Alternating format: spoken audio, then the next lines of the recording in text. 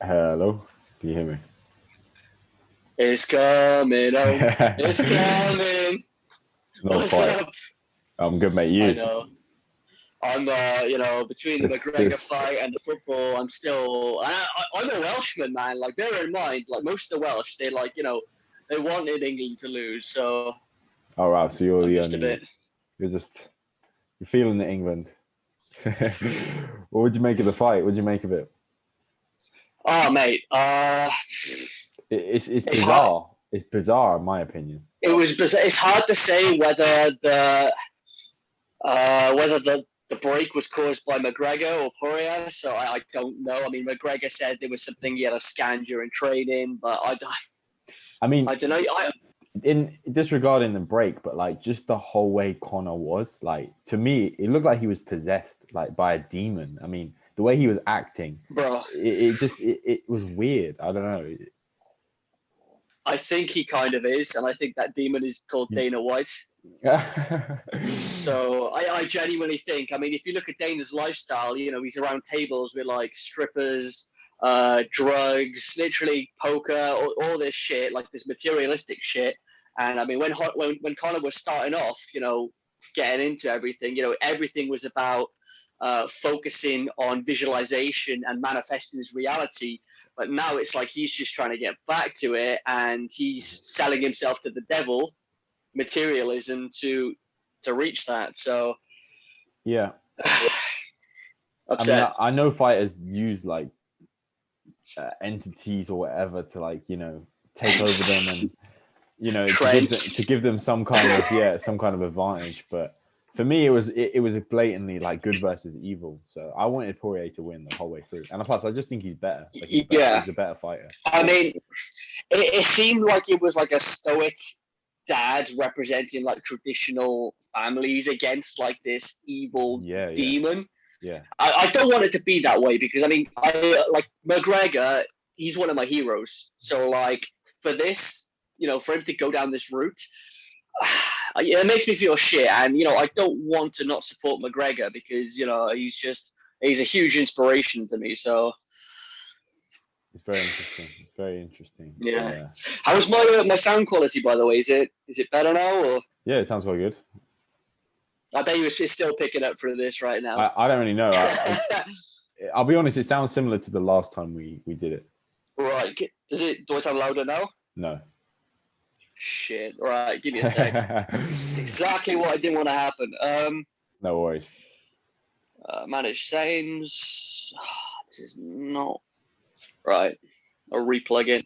It is on the end of the world, mate. It's not a obviously quality is what it is. It's Zoom at the end of the day. I know. How about now? Is it Wait. catch me outside? How about that? Is that getting louder or is it? Nah. Shit. Right. Don't worry about it, man. Don't worry. Yeah, you just want to use your new mic, don't you? I do. I really do. Right. So I got this. So I got this wired headset, mate. Well, wired mic. And the problem is when I set that as the default, I can't hear anything because it starts to think it's earphones and everything. So it ends up. Let me try. Right. Speak now. I'm not going to be able to hear you now. Am I? Oh yeah, it sounds better. Sounds better, but so you can hear me, but I can't hear you. Just stick with the headphones, man. It's no big deal. Right.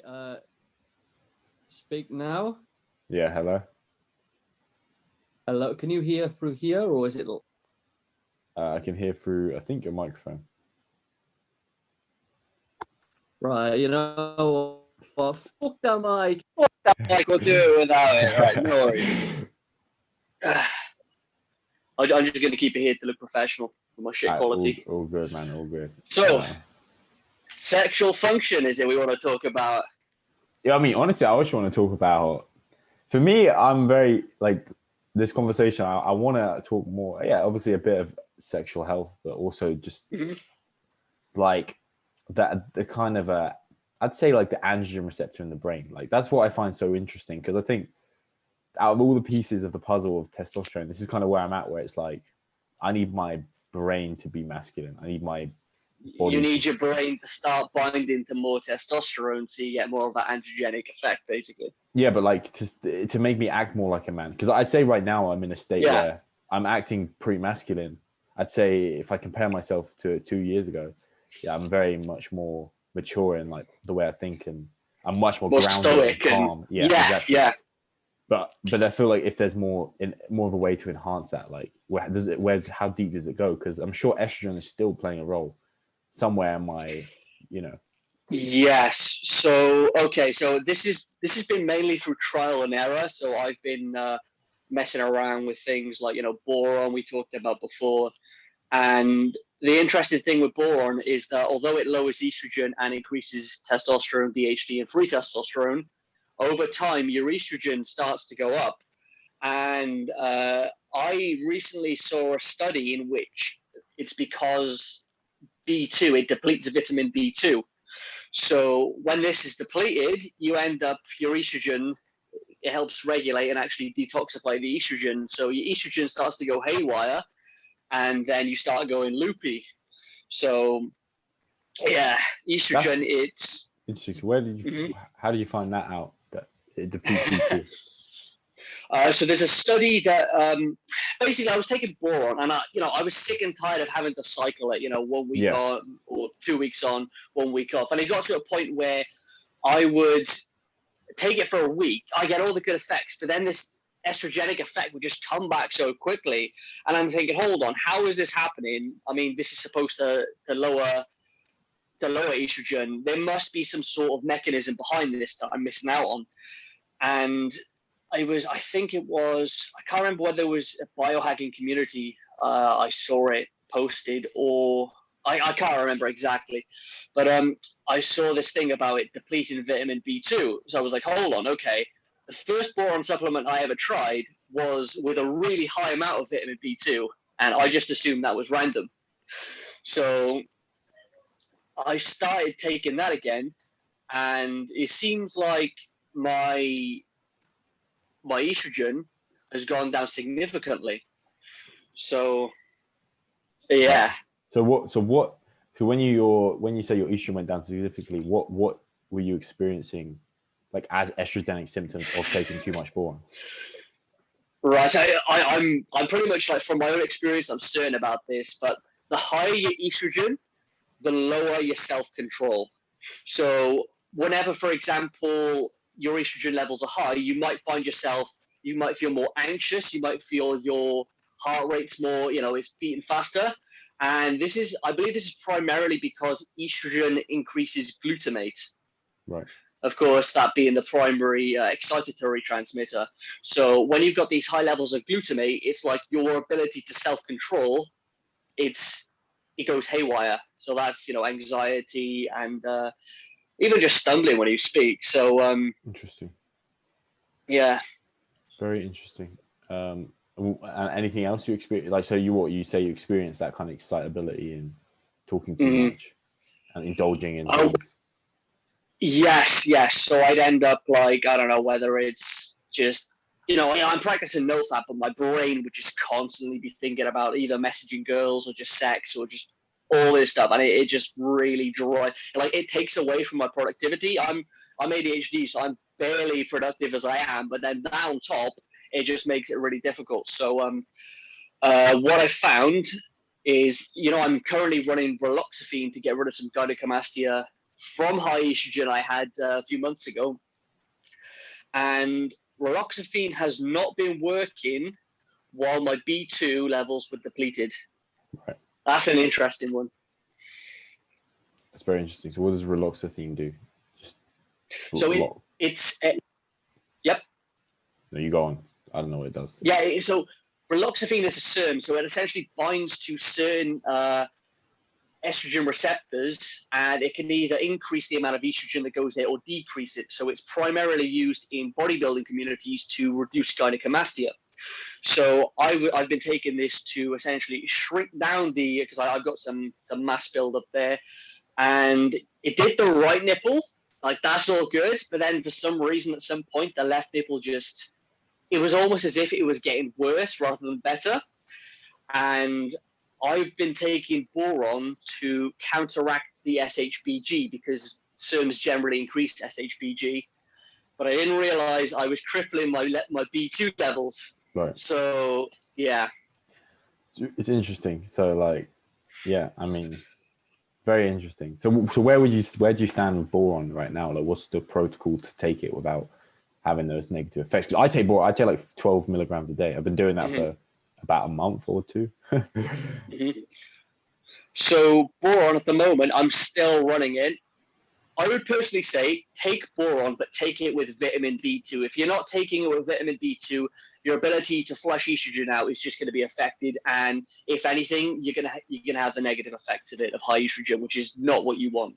Got it. And I think that makes a lot of sense, because to me, I was thinking like there seems to be this weird trend with boron. It's like on one hand, it's really good for increasing testosterone, but then everyone's like, but it increases estrogen, and it's like no one really knows why it's doing that. Like we understand that it's very beneficial, but then all of a sudden it has the complete polar opposite effect. So exactly, no one really knows what to do with it. But for me, I just I've been taking it, and it's hard. I don't know if I'm in tune enough with my body to know when it's causing estrogenic symptoms, and if it's that's directly what's causing it. But then I do think, I think it doesn't feel super anabolic. Like it's not something I'm taking and I'm like, whoa, like, I feel the boron. It's more or less something that, like, I don't know. I notice like my hair grows more, I feel like, when I take boron. Do you find that personally?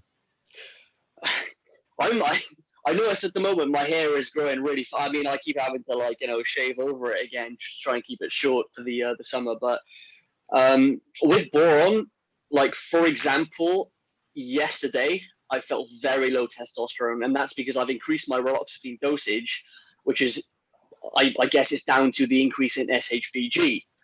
But today I decided to up my boron dose because now I'm taking it with vitamin B2, and I feel a lot more like I don't feel like 100%, but I definitely feel like much more masculine in that sense. So boron, it's at the moment, my opinion of it is if you take it with vitamin B2, you're good to go.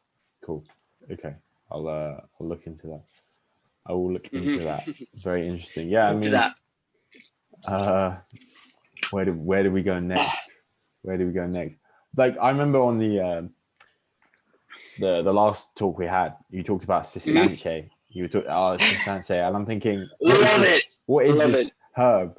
So I looked into it, and it sounds pretty cool, you know. So what's like your experience with that so far?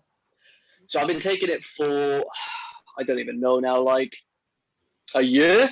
That's just a guess. What, straight? And it's like no cycling? The powder, yeah. No cycle. No, just straight. The only time I come off it is when I run out. Just straight up. Okay.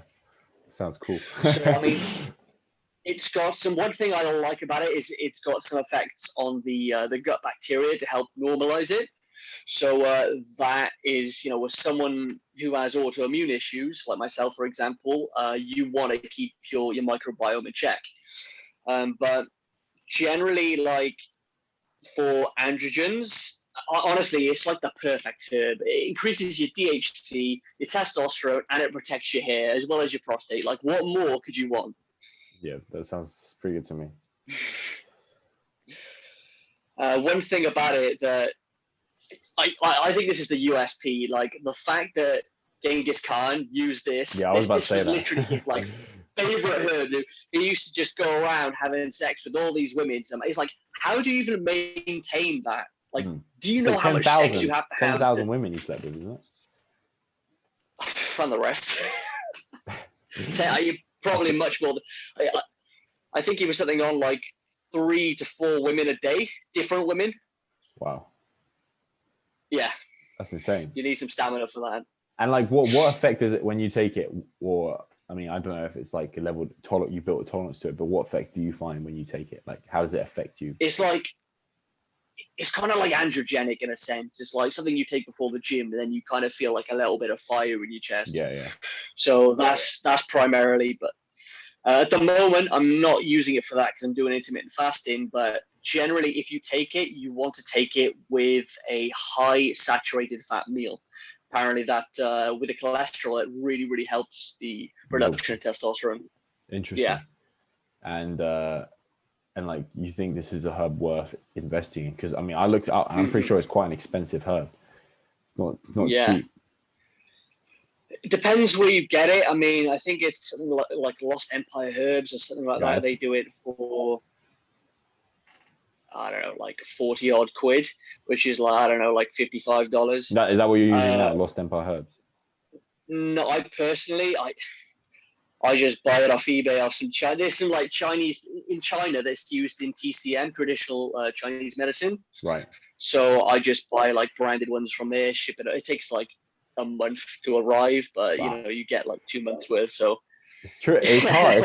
It's a difficult hobby to have. It's not always easy. The stuff isn't as accessible as we would like it to be. But yeah, I mean, the problem is, I mean, in China, they're very much, they're milking like all the resources. So this plant, eventually it's going to go extinct, which sucks. But one thing interesting actually related to sustanche is that I found that general weeds, like parasitic plants, it seems the parasitic ones that seem to go spreading themselves around increase your testosterone. There seems to be a link with that. If you look at dandelions, they increase testosterone. There's another, is it stinging nettle root, testosterone, DHT. So it's interesting how there's like a relation of certain type of plants, how they function in the plant world, and actually how they could be related to the hormones. It's like it's an alpha male Chad plant. They're the ones that you just can't get rid of. They kind of just appear. Exactly. Anywhere. You know, they just show up. They do kind of what the fuck they want. They don't really care. No one can tell. Exactly. No one can tell them nothing. They just do what they want. And if you touch them, they'll attack you. So. Yeah, I mean, like, so I'll give a story. So like, I've started taking. I've got it here. Tribulus, yeah. Mm-hmm. I've been taking it for. I don't know. I've been taking it for a few weeks, months now, and I actually went, and like, I definitely feel the effects of it, like very, very potently. Like I swear by Tribulus, and as you said, it gives you like, I find it kind of gives you that fire inside you, like that kind of like don't mess with me kind of feeling. Yeah, I was actually out on a Saturday, and the night had ended, right? And I was talking to someone, and someone thought it was a good idea to go and punch me in the head and basically start a fight, right? Why? I don't know.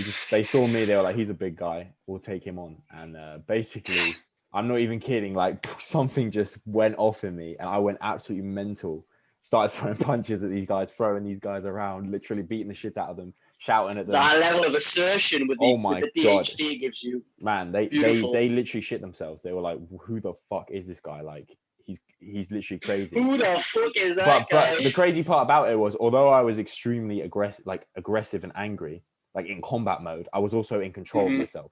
So like, I got this guy down on the floor, and I could have easily like done some Conor McGregor, like, you know, finished him off, but I didn't. I said, nah, you know, he's down, and I told them all to get like to piss off, like, you're a bunch of pussies. I was like, get the fuck out of here. You're next, mate. Yeah, exactly. And so that was interesting, and I attribute that to Tribulus, like, honestly, because of that kind of androgen receptor. I assume it's to do with the receptor in the brain, making me and the DHT and things like that. So yeah, Tribulus is a weird one, because people are like, it goes under the radar because it doesn't increase testosterone, and everyone just kind of goes, oh, if it doesn't increase testosterone, it's irrelevant. But it's like, exactly, but it increases DHT, which is a more potent androgen than testosterone. Like, it's doing whatever it's doing is better than testosterone, you know? That's the thing. I mean, there's some studies showing it does increase testosterone, then there's other studies showing it doesn't. So like, whether it does or doesn't, I mean, it could be indirect from increasing DHT, which stops the aromatization of testosterone into estrogen. That could play a role in possible increasing it, but you're not going to get much out of that. But with the DHT, you know, when you've got that binding to the androgen receptors, it's going to bind much stronger than testosterone. You're really going to feel those androgenic effects. That assertiveness, that fire, man, that ability to stay in control, is all down to DHT. Definitely, so And ever since I discovered DHT, like that's been one of my main focuses. It's almost like I'm more interested because the reason I got into testosterone was to become more of an alpha, become more masculine. Yeah, And like testosterone is great, but it's like that's not really what I'm going for. Testosterone, I don't know. I'd assume you could have high testosterone and not have high DHT. And I'd say I maybe fall somewhere in that. Like if you look at me, I'm broad, I'm lean, I build muscle fairly well, but I never really had like facial hair growth or that kind of dominance and assertiveness. But now as I'm building that up myself, like I feel it like coming through of me, you know? Yeah. I mean, you'll find that I would say DHT. This is a long shot saying this. I could be wrong, but I'd say DHT, being a more masculinizing hormone, is much more linked to things like how you are as a man. You know, your primary and secondary masculine traits like assertiveness, as well as things like sexuality. So I believe your sexual desires are also impacted by DHT. So if you've got high DHT, you're going to want to be more assertive in the bedroom, and then with that comes usually the woman becomes more submissive. Exactly. That's what women. They say they want all these feminine men, but it's bullshit. Like what a woman wants is a guy that makes her feel nervous, brings her into his reality, and then she becomes a part of that. That's what women want.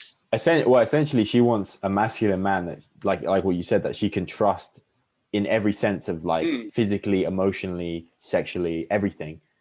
And then that allows her to access her femininity. Like if she feels that masculine man, she will become more feminine, you know?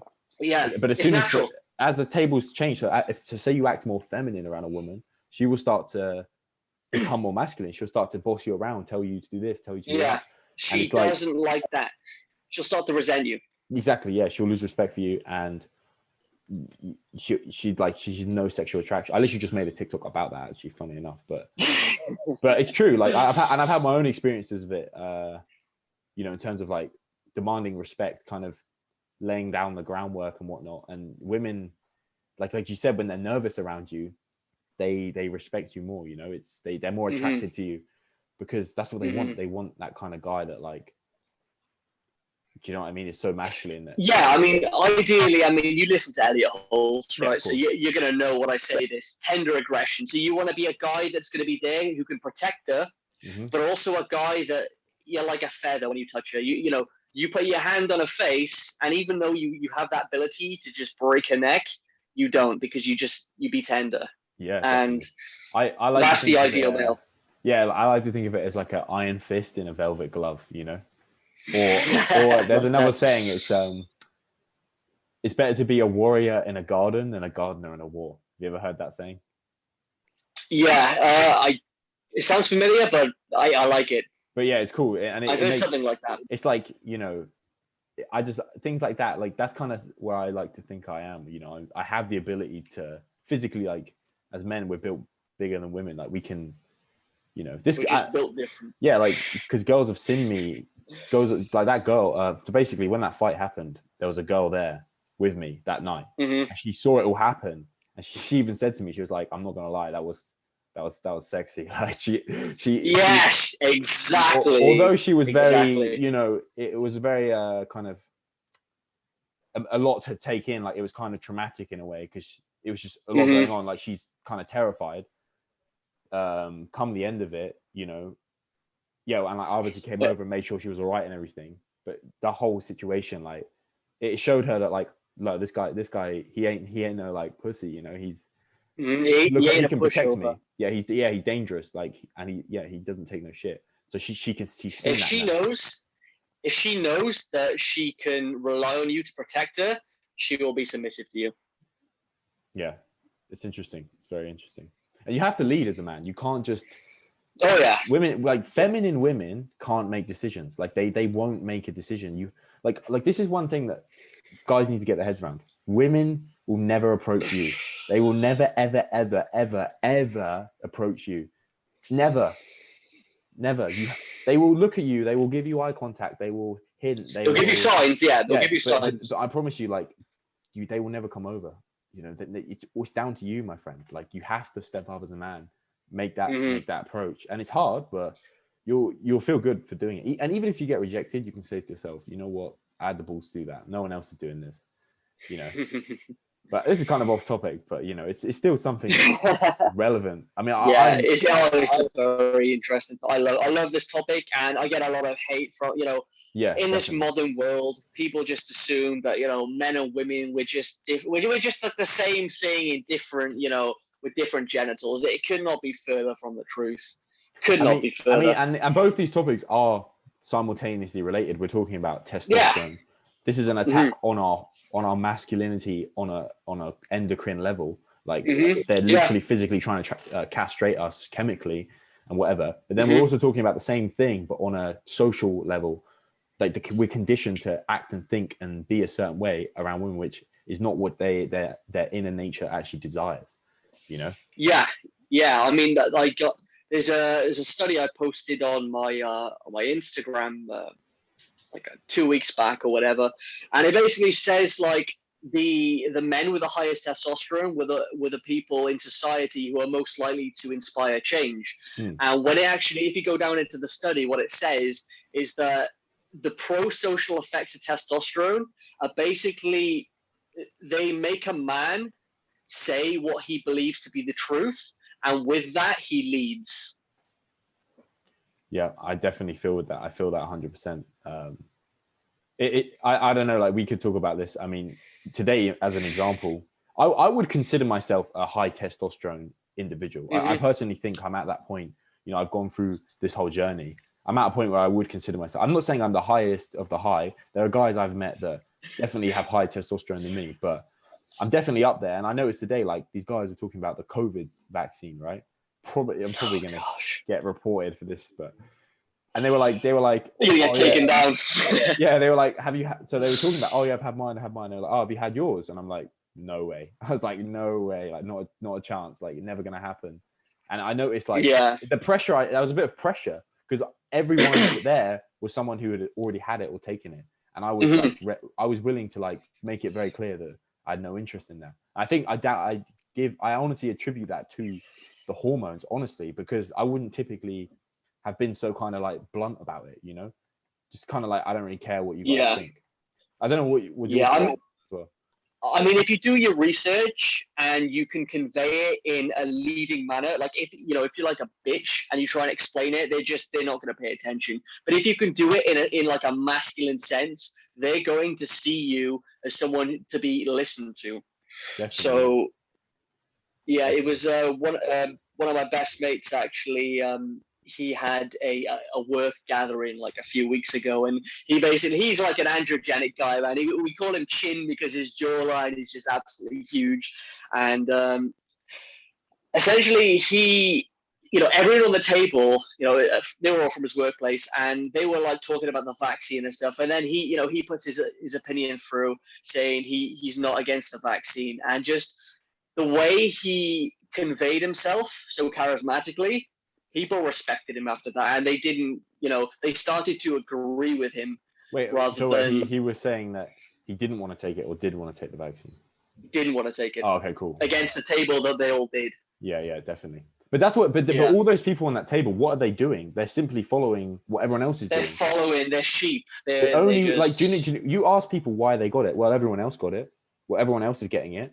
They will try and justify it in some sense. They'll say, "Oh, read the studies or whatever." Yeah. It's like, yes, I have read the studies, and actually, if you look in some of the studies, it shows people on anabolic steroids are less likely to get harmed from COVID. So, yeah, I mean, it's funny. Again, this is a different topic, but for me, I mean, there's not a chance ever because I know what this is all about. I know why they're trying so hard to inject people with these vaccines. And for anyone that gets it, I feel bad for them because they don't know what they're doing to themselves. But then at the same time, I actually blame them for being so stupid for just letting something into their body that they don't mate, you'd have to read 1984, man. I mean, just some of the stuff in there. It's we're in 1984. We are in a mixture of 1984 and a Brave New World. Bit of a mixture, but yeah. People just don't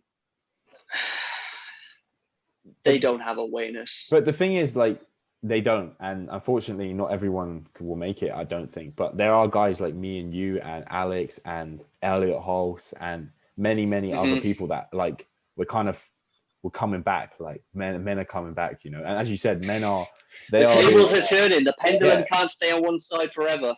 They're the catalyst for change, you know. And it all does fall down to men at the end of the day. We are the backbone of the world. Like we are just below God. Like I mean, this is pretty much what Elliot says. Like we're one below the Father. We are the men, you know.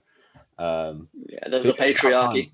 It's about time we we kind of come back, you know.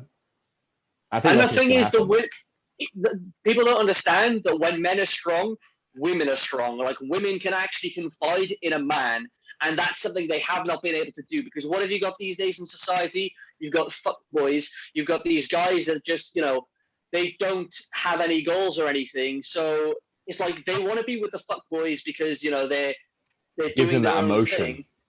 Yeah, it gives them that spike in emotion, but they're just not. They're getting that taste of high value, or what they perceive to be high value, and then once they lose it, they become angry feminists, basically. I think also, I mean, in my opinion, the fuckboys, they have that one trait that they're looking for, that one confidence, I don't give a fuck kind of animalistic trait, but then they lack everything else that makes them a high value man. You just see what I mean? So that's why, and they'd rather go for that than just some simp bum loser. So it's about finding that balance of giving her what she wants in that sense, but also carrying with that like all these other traits that you want to be an asshole who's chasing his goals, but also you want to be that tender aggressive guy, so you want to be able to take care of her. If someone slaps your girl's ass, bro, he's dead. He is dead, full on dead. Yeah, and that's respect, man. And we need respect, as men. Like that's what keeps us kind of. You see what I mean? Yeah, I mean it goes back to the Conor McGregor thing. What he was saying to Poirier's wife and stuff. Yeah. Your wife is in the DM. Like, come on, man. Yeah, it's a very low blow, isn't it? It is. Yeah, no, it's cool. Like these kind of topics are my favorite thing to kind of talk about because they are just so important, but no one really knows what's going on. I mean, especially in the UK, like in America, you've got Elliot Hulse, you've got Ryan Mitchell, you've got these figures who are promoting masculinity, but in the UK it seems to be, I don't know, it's like all the fun happens in America, and we're going to bring this stuff here and actually remind people that to be in line with who you are is to actually first thing have your hormones in place and then pursue your goals. Interesting. Yeah, I definitely agree. It's very, very interesting. Well, that's me and you, mate. That's what we're here for. Yeah. Me, you, and Alex. I mean, on this raloxifene stuff, like it is, people report there being no side effects and all this crap. No, I can feel it. Like I can actually feel that lack of assertiveness coming through. So that's why I was, trying to counterbalance it with the tribulus, the glycine, and all the other androgenic compounds, and to increase the androgen receptor density in the brain. But right now my brain is constantly like fighting between being a bitch and being a man, because it's just constantly, until this gyno is gone, man, honestly. Yeah, I know. I have gyno as well, so I know the struggle. And I'm personally I don't really care. I'm over it, but I don't know. I just don't worry about it. Yeah. But the funny thing is, like, I use my gyno as like an indicator for if my hormones are fucked, because if I start having like too much prolactin, I can start to feel it kind of hurts a little bit sometimes. And I know that it's kind of like that's when my prolactin or estrogen or all of those, because they all kind of they all work together. Like that's one thing I've realized is when there's like a downward and upward spiral. So like all your DHT affects the aromatase, testosterone, DHT, all of these hormones, they all intertwine and interplay. And the same goes for estrogen, serotonin, prolactin. They all, if your prolactin's high, then your estrogen's going to be high. Then your cortisol as well. Sorry, and cortisol, exactly. So cortisol, yeah. So they all inflammation as well counts. Causes. Yeah, I mean that's essentially what estrogen dominance is. I mean your serotonin's high, which means your dopamine's going to be low, which means your testosterone's going to be affected, prolactin's going to go up, and it all just So it's about maintaining. You know, you can't always maintain that. There will be times where things drop down, something happens stressful. That's going to knock your testosterone off balance. But it's about being in the long run and just staying on track. Definitely, yeah, I'd agree. What is your current protocol for like your androgen receptor in the brain? Okay, so at the moment, I'm running Tribulus. I recently got that, courtesy of when you mentioned it in the last Little segment. last podcast. All right, yeah. Yeah. How are you finding it? Good. Tribulus. Yes, I'm also I added in a nettle root extract because I used to think it lowers DHT, but apparently the SHBG that it unbinds specifically is of DHT. So you actually get more DHT from the unbinding of SHBG from nettle root extract. Okay, cool. So yeah, it also lowers estrogen, which good, but Bonus. so yeah, glycine to stanch, Tribulus, vitamin B3. You want to take that with niacin, a methylator. Yeah, okay, niacinamide. So you take that with what, TMG, right? Trimethylglycine. Yeah. So niacinamide, not niacin. You take that with TMG just to make sure, you know. Just so apparently niacinamide is bad for the liver. Yeah, right. It's bad for the liver unless you use it with TMG, and that helps detoxify it, the estrogen and whatnot. And I don't know too much about it. I mainly speak to Dr. Sean Golden. He knows shitloads about it. I recommend people look him up. Dr. Sean Goldman, is that right? Sean Golden. He's a great, honestly, Golden. like Golden, Golden. Cool. But and what does he talk about? Yeah. Just hormones. Mate, honestly, like this guy, like I don't consider myself stupid, but when I speak to him, I feel stupid. Because this guy, honestly, it's like he somehow has an answer for everything, and he works as a chiropractor in California, and also he doesn't want to take the vaccine and stuff. So yeah, he's in I mean, that to me shows instant intelligence. If you don't want to take a vaccine, to me, you're automatically intelligent. I don't know. Yeah. Not always. You do get some crazy people that, you know. No, the guy literally recites studies word for word in his brain, like 1,000 studies. I don't know how he does it. He's just a really smart guy. That's all I can say. I'll definitely have a look. Anything else at all after niacinamide? Is niacinamide good though? Like, do you find when you take it, you feel an effect? Yes. I'm going to give that a try. Like I've been looking into it. Yeah, energy production, and I think it enhances ATP, of course, energy. Yeah. But if I was to get a client on an androgenic protocol, they'd 100% be on niacinamide and of course TMG with that. Cool. I'm definitely going to get on that soon. 100%. Good shit. You got a dosage recommendation? Yes, 1,500 milligrams. So I usually take 1 gram, because I split between mornings and night. I do 1 gram in the mornings, and then at night 500 milligrams. Cool. But I take and how much TMG with it? Yeah, I take about an equal amount of TMG, but also I recently read that TMG increases strength performance at the gym. So now I started taking it as a pre-workout instead. Yeah. TMG, I've heard about that. It's kind of like betaine, isn't it? It is. It's so does that mean it binds to like estrogen and whatnot? Excess estrogen. Yeah. So it's a methylator. So is that what a methylator is? What does that even mean? Yeah, it basically like attaches to the estrogens in the liver and it just like sends them out. Cool. Yeah, I'm gonna do that. People with autism and ADHD really need to be taking methyl donors because they generally have an issue with methylation. So with that, it's going to really help with the estrogen dominance because, autism, it primarily is estrogen dominance in a sense. So very interesting. I will 100% be doing that soon, and I'll let you know how it goes. Let me know, yeah.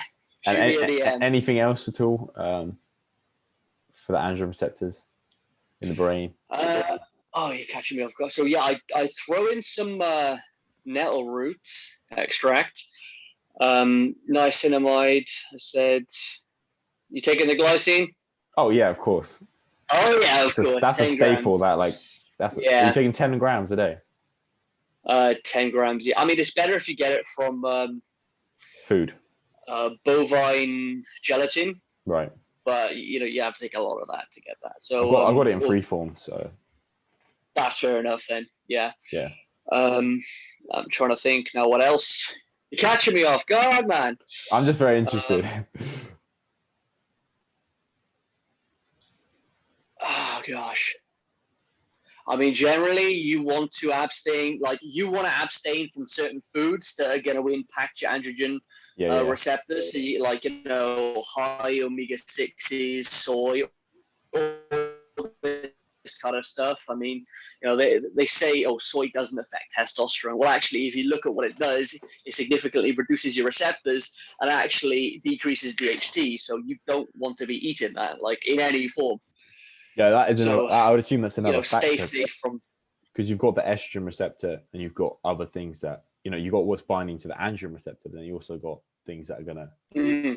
So is that another part to play in it? Like, as well as increasing the androgen receptor, you also want to decrease the estrogen receptor. Yeah, Would you well, say?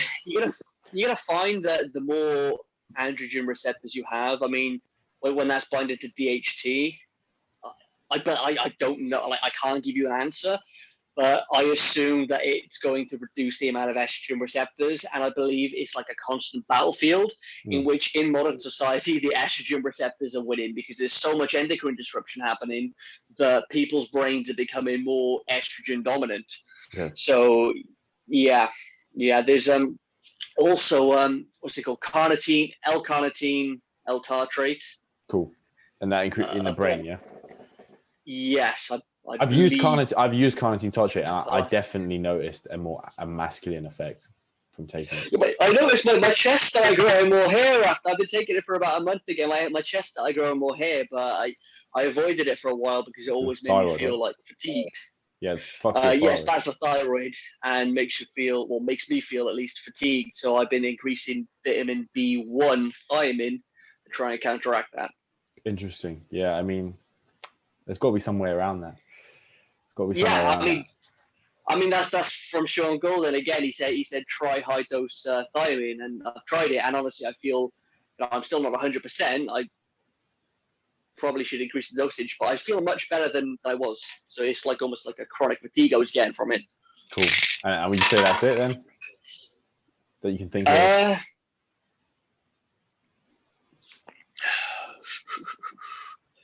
That's the basics. Yeah, I mean, I wouldn't. How did you acquire this knowledge, like of the androgen receptor in the brain? Generally, just trial. Like almost everything I do is a mixture of trial and error, as well as reading like studies and being in like communities that talk about this stuff. So, for example, there's the what's it called? There's a NoFap coach who posted a video on androgen receptor if you chronically Rob like Mueller, something like the that. bald guy, bald geezer, yeah. Bald geezer, yeah, proper lad. Yeah, so he made a video saying, the more you masturbate and you're spiking prolactin, the more that's going to affect your androgen receptor density in the brain. So I've theorized it for a while, but I genuinely, this sounds weird. It sounds like a big call out, but I reckon you can masturbate yourself into becoming either gay or transsexual. Okay, that's a bold statement, but I like it. I genuinely believe that. And actually, you'll find that there's a lot of guys that do watch gay porn, do watch transsexual porn because their brains are more feminine. They won't say it to anyone, but they do actually watch it.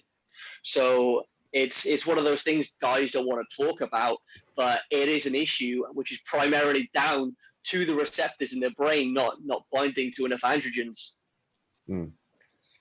Very interesting. Very, very interesting. It's a big shout out. I mean, it's a theory I've had for like a long time, but after I saw that video about the androgen receptor, that's it was like, right, I've known this all along. It's flipped the switch. I know it's got to be true. I mean, over time you're going to be affecting your epigenetics. Flipping switches And it's going to get to a point where you see so many masculine guys who are in the army, for example, they become transsexuals. Like these guys with these proper beards, these proper like jawlines and everything. And you think, how could such an androgenic looking guy become a transgender person? And honestly, I believe it's because they don't have the androgen receptors that their body was used to before. And it's just tipped them into a state of estrogen dominance where they're just absolutely submissive to anything, and they just want to be dominated. They I believe, sissies, I believe they call themselves. Right. Something like that. But yeah. Interesting. Very interesting stuff. No, but this is, to me, this is fascinating. I mean, I know it's controversial, but what we want to figure out, like the root cause of, I mean, to even say it's an issue is like, that's offensive in our society. It's offensive, yeah. But yeah. I don't know. To me, I just think, well, is it an issue? Because we live in society where, okay, you can be like that. You can be kind of feminine as a man and whatnot. But that's because society is built like that you're safe. You can do that. What happens when society collapses? What happens then? Is it acceptable? Because I don't think it is, because you'll be the first ones to be killed. I know it sounds kind of wrong, but think about it, you know? Because once upon a time, we didn't have houses, and we didn't have laws and police and whatnot, you know? Yeah, yeah.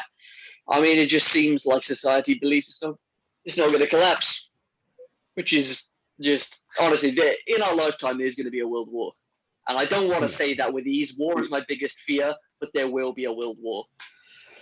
I think we're in it, mate.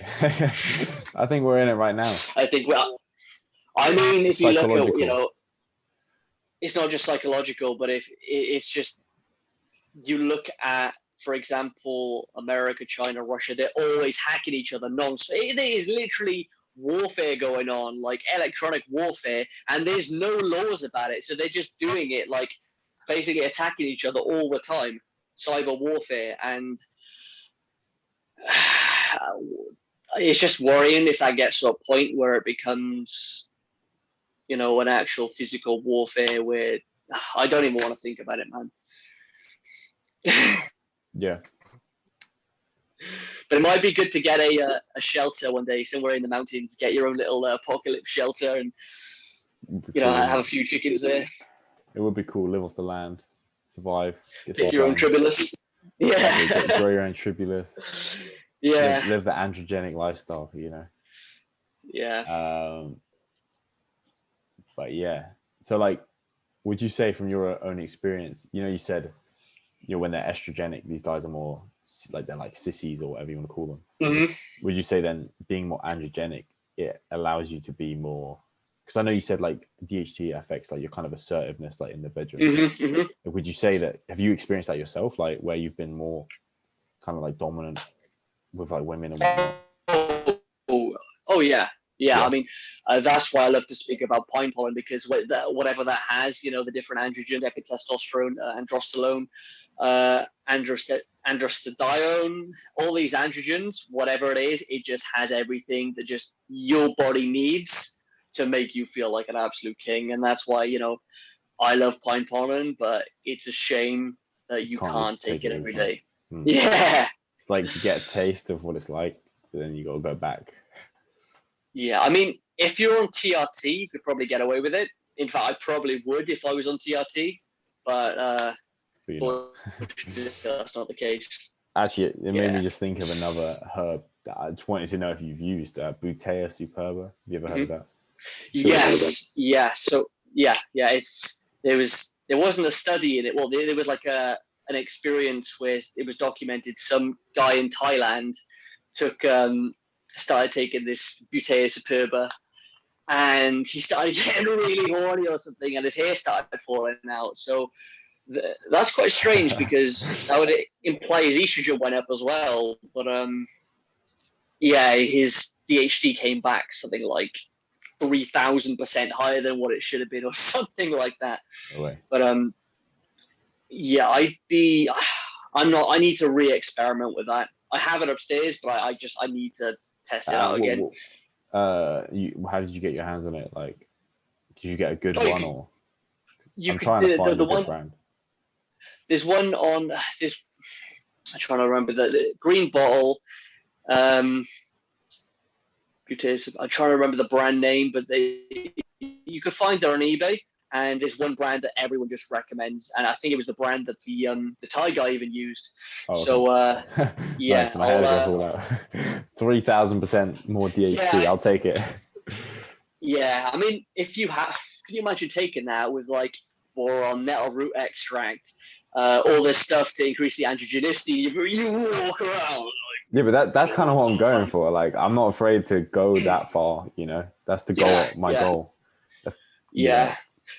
I mean, one thing I noticed when I feel androgenic, like as well as the fire, I'm not sure why, but my voice is like a lot deeper. Like right now, it's like. I'm so glad. I'm so glad you Yes, said that. I'm yes. so glad you said that. It's got like a resonance Yeah, to it, doesn't it? It's got like it's got yeah. like this vibration. You feel it like down in your.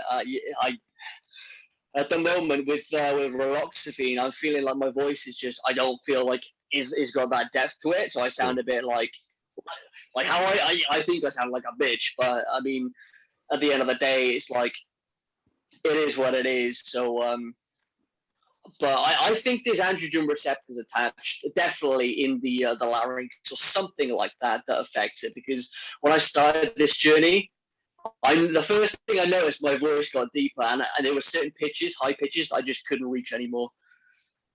Wow, yeah, that's cool. And like, if you look at, let's just say more feminine men, they don't typically talk with that very masculine low voice. Whereas with those alpha dudes, the alpha guys that girls like, their voices are deep. You've brought back a topic in my head now. You've returned the favor. Actually, one thing that's crossed my mind is notice how effeminate men, gay men, they have this soft voice, and they speak like that. And then if you look at female to male transgender people who have taken testosterone, notice how they sound like gay effeminate men. Notice that, honestly, it's like one of the most. Even like some of the most butchest looking ones, they'll have that voice, and it's clearly down to lack of androgen receptors. I mean, if I were to give advice to them, I'd probably say take something like Proviron or Tren. Why would you give them advice? I mean, at the end of the day, people are as they are. I mean, they can't really go. They can, but like, it's just. There's no point hating on people for the sake of it. I don't support this stuff, but I don't see any reason why I would like just hate on someone for being gay or whatever. We are people at the end of the day. Yeah, it's stupid. There's no point. I think I more or less hate the kind of culture that comes with it and the agenda. I know it's an agenda. Like I know this isn't their fault. Yeah. Misleading. It's almost encouraged, these things now. It's encouraged. Yeah, it was like years ago. LGBT used to be like a kind of like not foundation, but like an organization in a sense. But now like they've changed it from an organization to if you're gay, you are LGBT. But there used to be people who were they were gay people, but they were not part of LGBT. They didn't consider themselves to be part of that. They just wanted to get on with life. So it seems like the whole agenda has just been pushed, and to normalize it. I mean, I'm just worried about the harm it's going to cause people, especially kids, because they're next, and that scares the hell out of me. Yeah, I'd agree.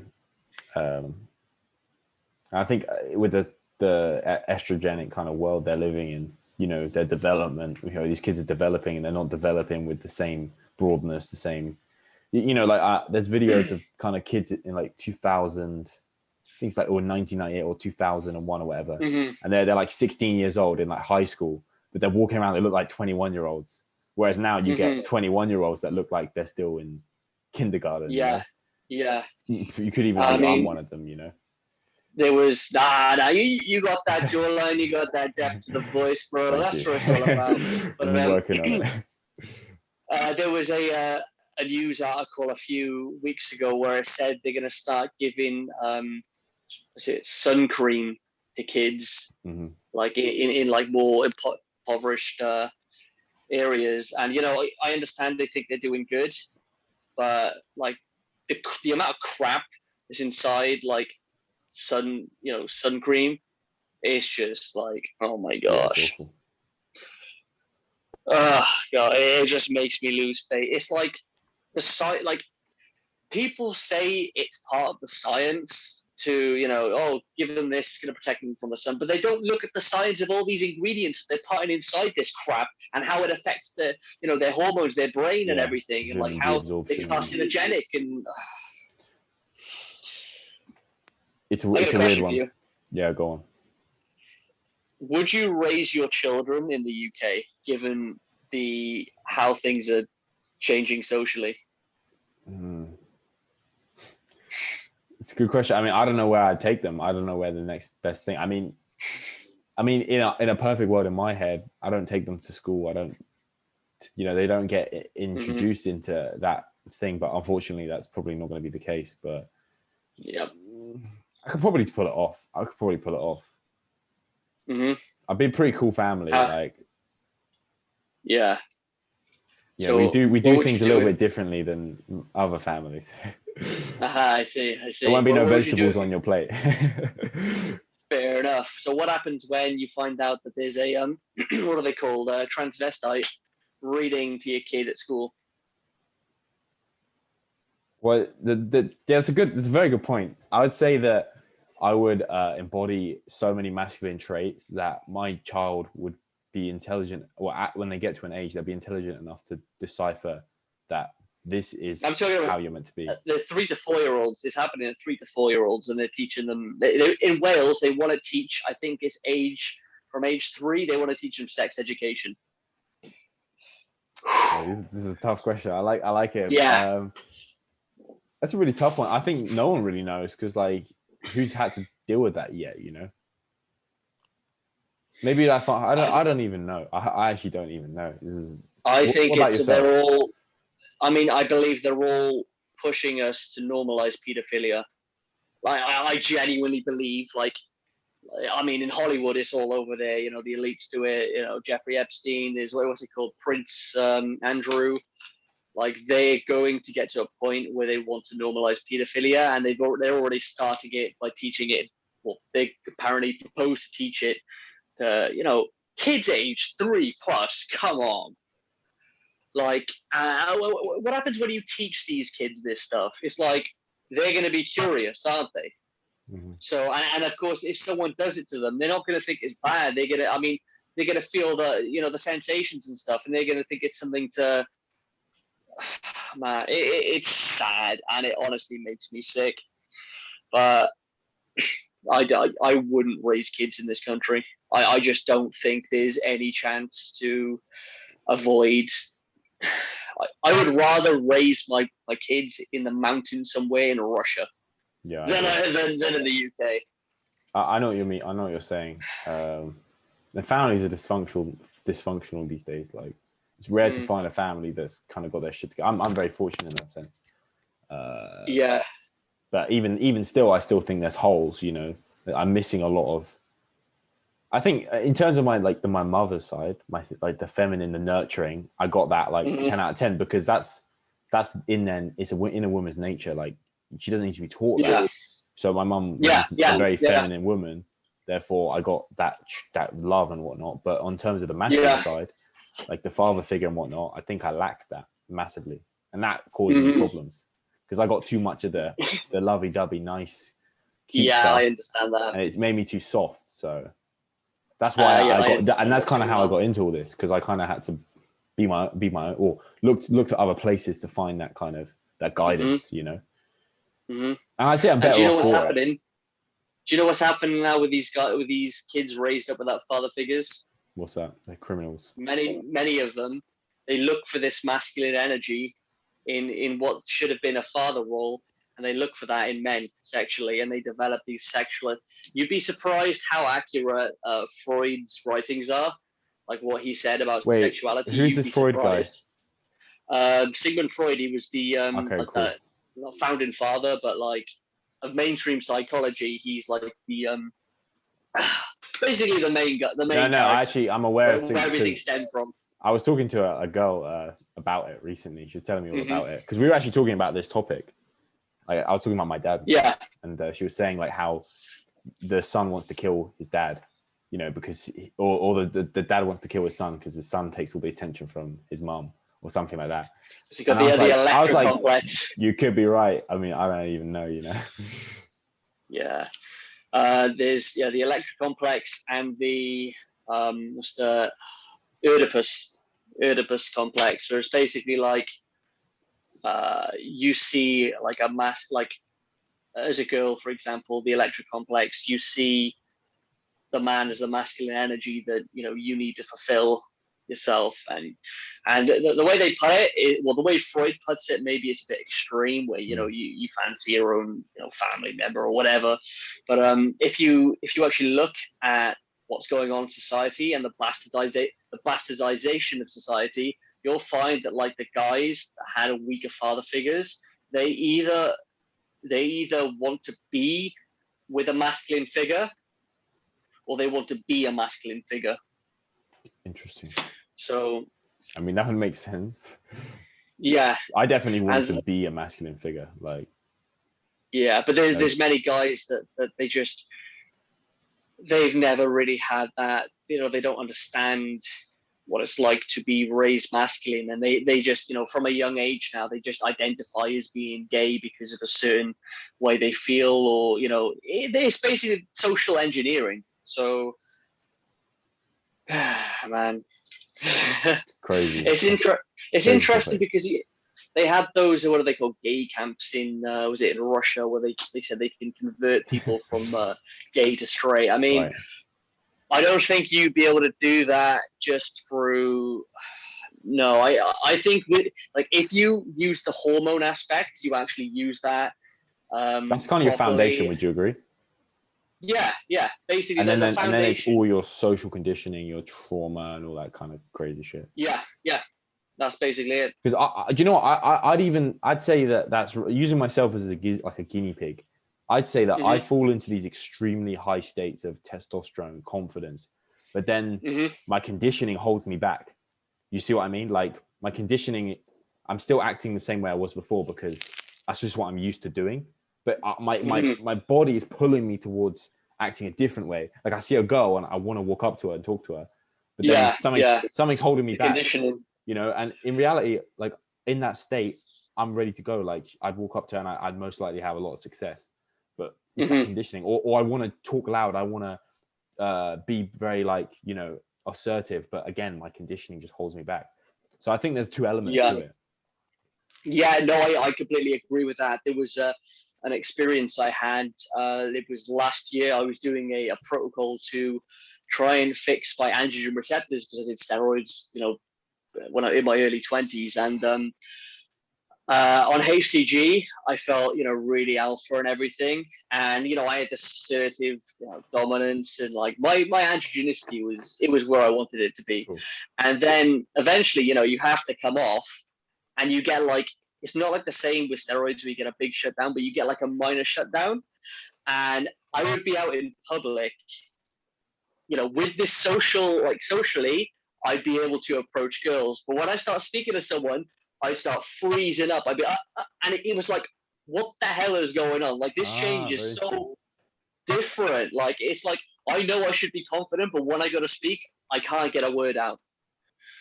Yeah. So, I've had that. I've had those experiences of like awkwardness, Whereas when I'm like in a high testosterone state, it's flowing. It's you're in control, Bro, get some pine pollen, bro, on a night out, bro. Get some pine pollen. I'm up for it. Bro, I swear on my life, you will have the best night of your life. So good. Yeah, no, I'm definitely up for that. Yeah, just don't take it every day, once a week max. But yeah, I'll probably get hooked on it. I'll be like, I gotta do this again. I mean, it's a tincture, so it's got alcohol, so yeah, there is a chance you could get hooked, but you'll be all right. Yeah, that's cool. That's very cool. Yeah, nah. So it's fascinating, all of this. I just think it is very interesting, and I'm so obsessed with it. Like, I'm obsessed. I'm obsessed. Like, it's all day. I think about this all day long. I'm constantly trying. That's what happens when you pursue truth. Yeah. It's an obsession. it becomes all you see is the truth. It's like you swallow the red pill, and suddenly, you could see all this code in all the matrix around you, and you're like, shit, what the fuck is going on? So, yeah. Yeah, well, have you used vitamin K2 MK4? I'm using K2. Yeah, I think it's MK4 I'm using at the moment. Yeah, yeah. Are you taking a high dose? So I take it with my. I know I shouldn't, but I take it with my vitamin D3. I know they block each other out, but I just like. Do they? I thought they work together. Well, if you take basically they fight for absorption. So if you take vitamin D3 with it, it's going to compete with the K2. So ideally, you want to be doing vitamin D3 in the morning and then K2 in the night. But it's quite expensive. K2, especially expensive. Yeah, especially if you get it with like olive oil. It's yeah. But it's a very good testosterone booster. Like it's very good for the dopamine and your kind of your vascularity and whatnot, I think. Yeah. Actually, I know a little. This is I. Let me guess. Taurine and MK4 on your ball sack. No. I read that essentially vitamin K2 helps redirect calcium to certain areas. So if you certain areas, you don't want it down there, bro. You don't want it down there. But if you put it on your jawline, and it's something like olive oil that absorbs, and you consume D3 calcium, lots of calcium will start to build in the jawline, so you can actually develop a thicker, stronger jawline. It's more prominent through using it transdermally. Interesting. All these little hacks, man, they're so interesting to. Wow, I wasn't expecting that, but yeah, K2 is a weird one because I think we lack it a lot. It's very hard to find in the diet, so getting a good supplement to go with it would be cool. I want to do the jawline experiment, but with the beard, it'd just be like getting. That'd be fine. It was sitting there, it was soaking, all good. Soaking, I end up with like a nice calcified beard. It becomes solidified. There's a jawline straight going down. It's interesting. Like, I mean, it all makes sense though, because when you get broad shoulders and strong jawline, that's signs of having high androgens, and women are attracted to men that have high testosterone, and they're also attracted to men that have those traits of the broad shoulders, the jawline, which is a trait of high testosterone. So there's clearly something going on here. So like, to me, if you're trying to meet girls and trying to create attraction, then you optimizing your T is like, or not necessarily, I say T testosterone is kind of just like the way, the sticker to put on the whole thing. But optimizing your androgens, let's say, that's like the most, it's like I said, it's like the foundation of all of it,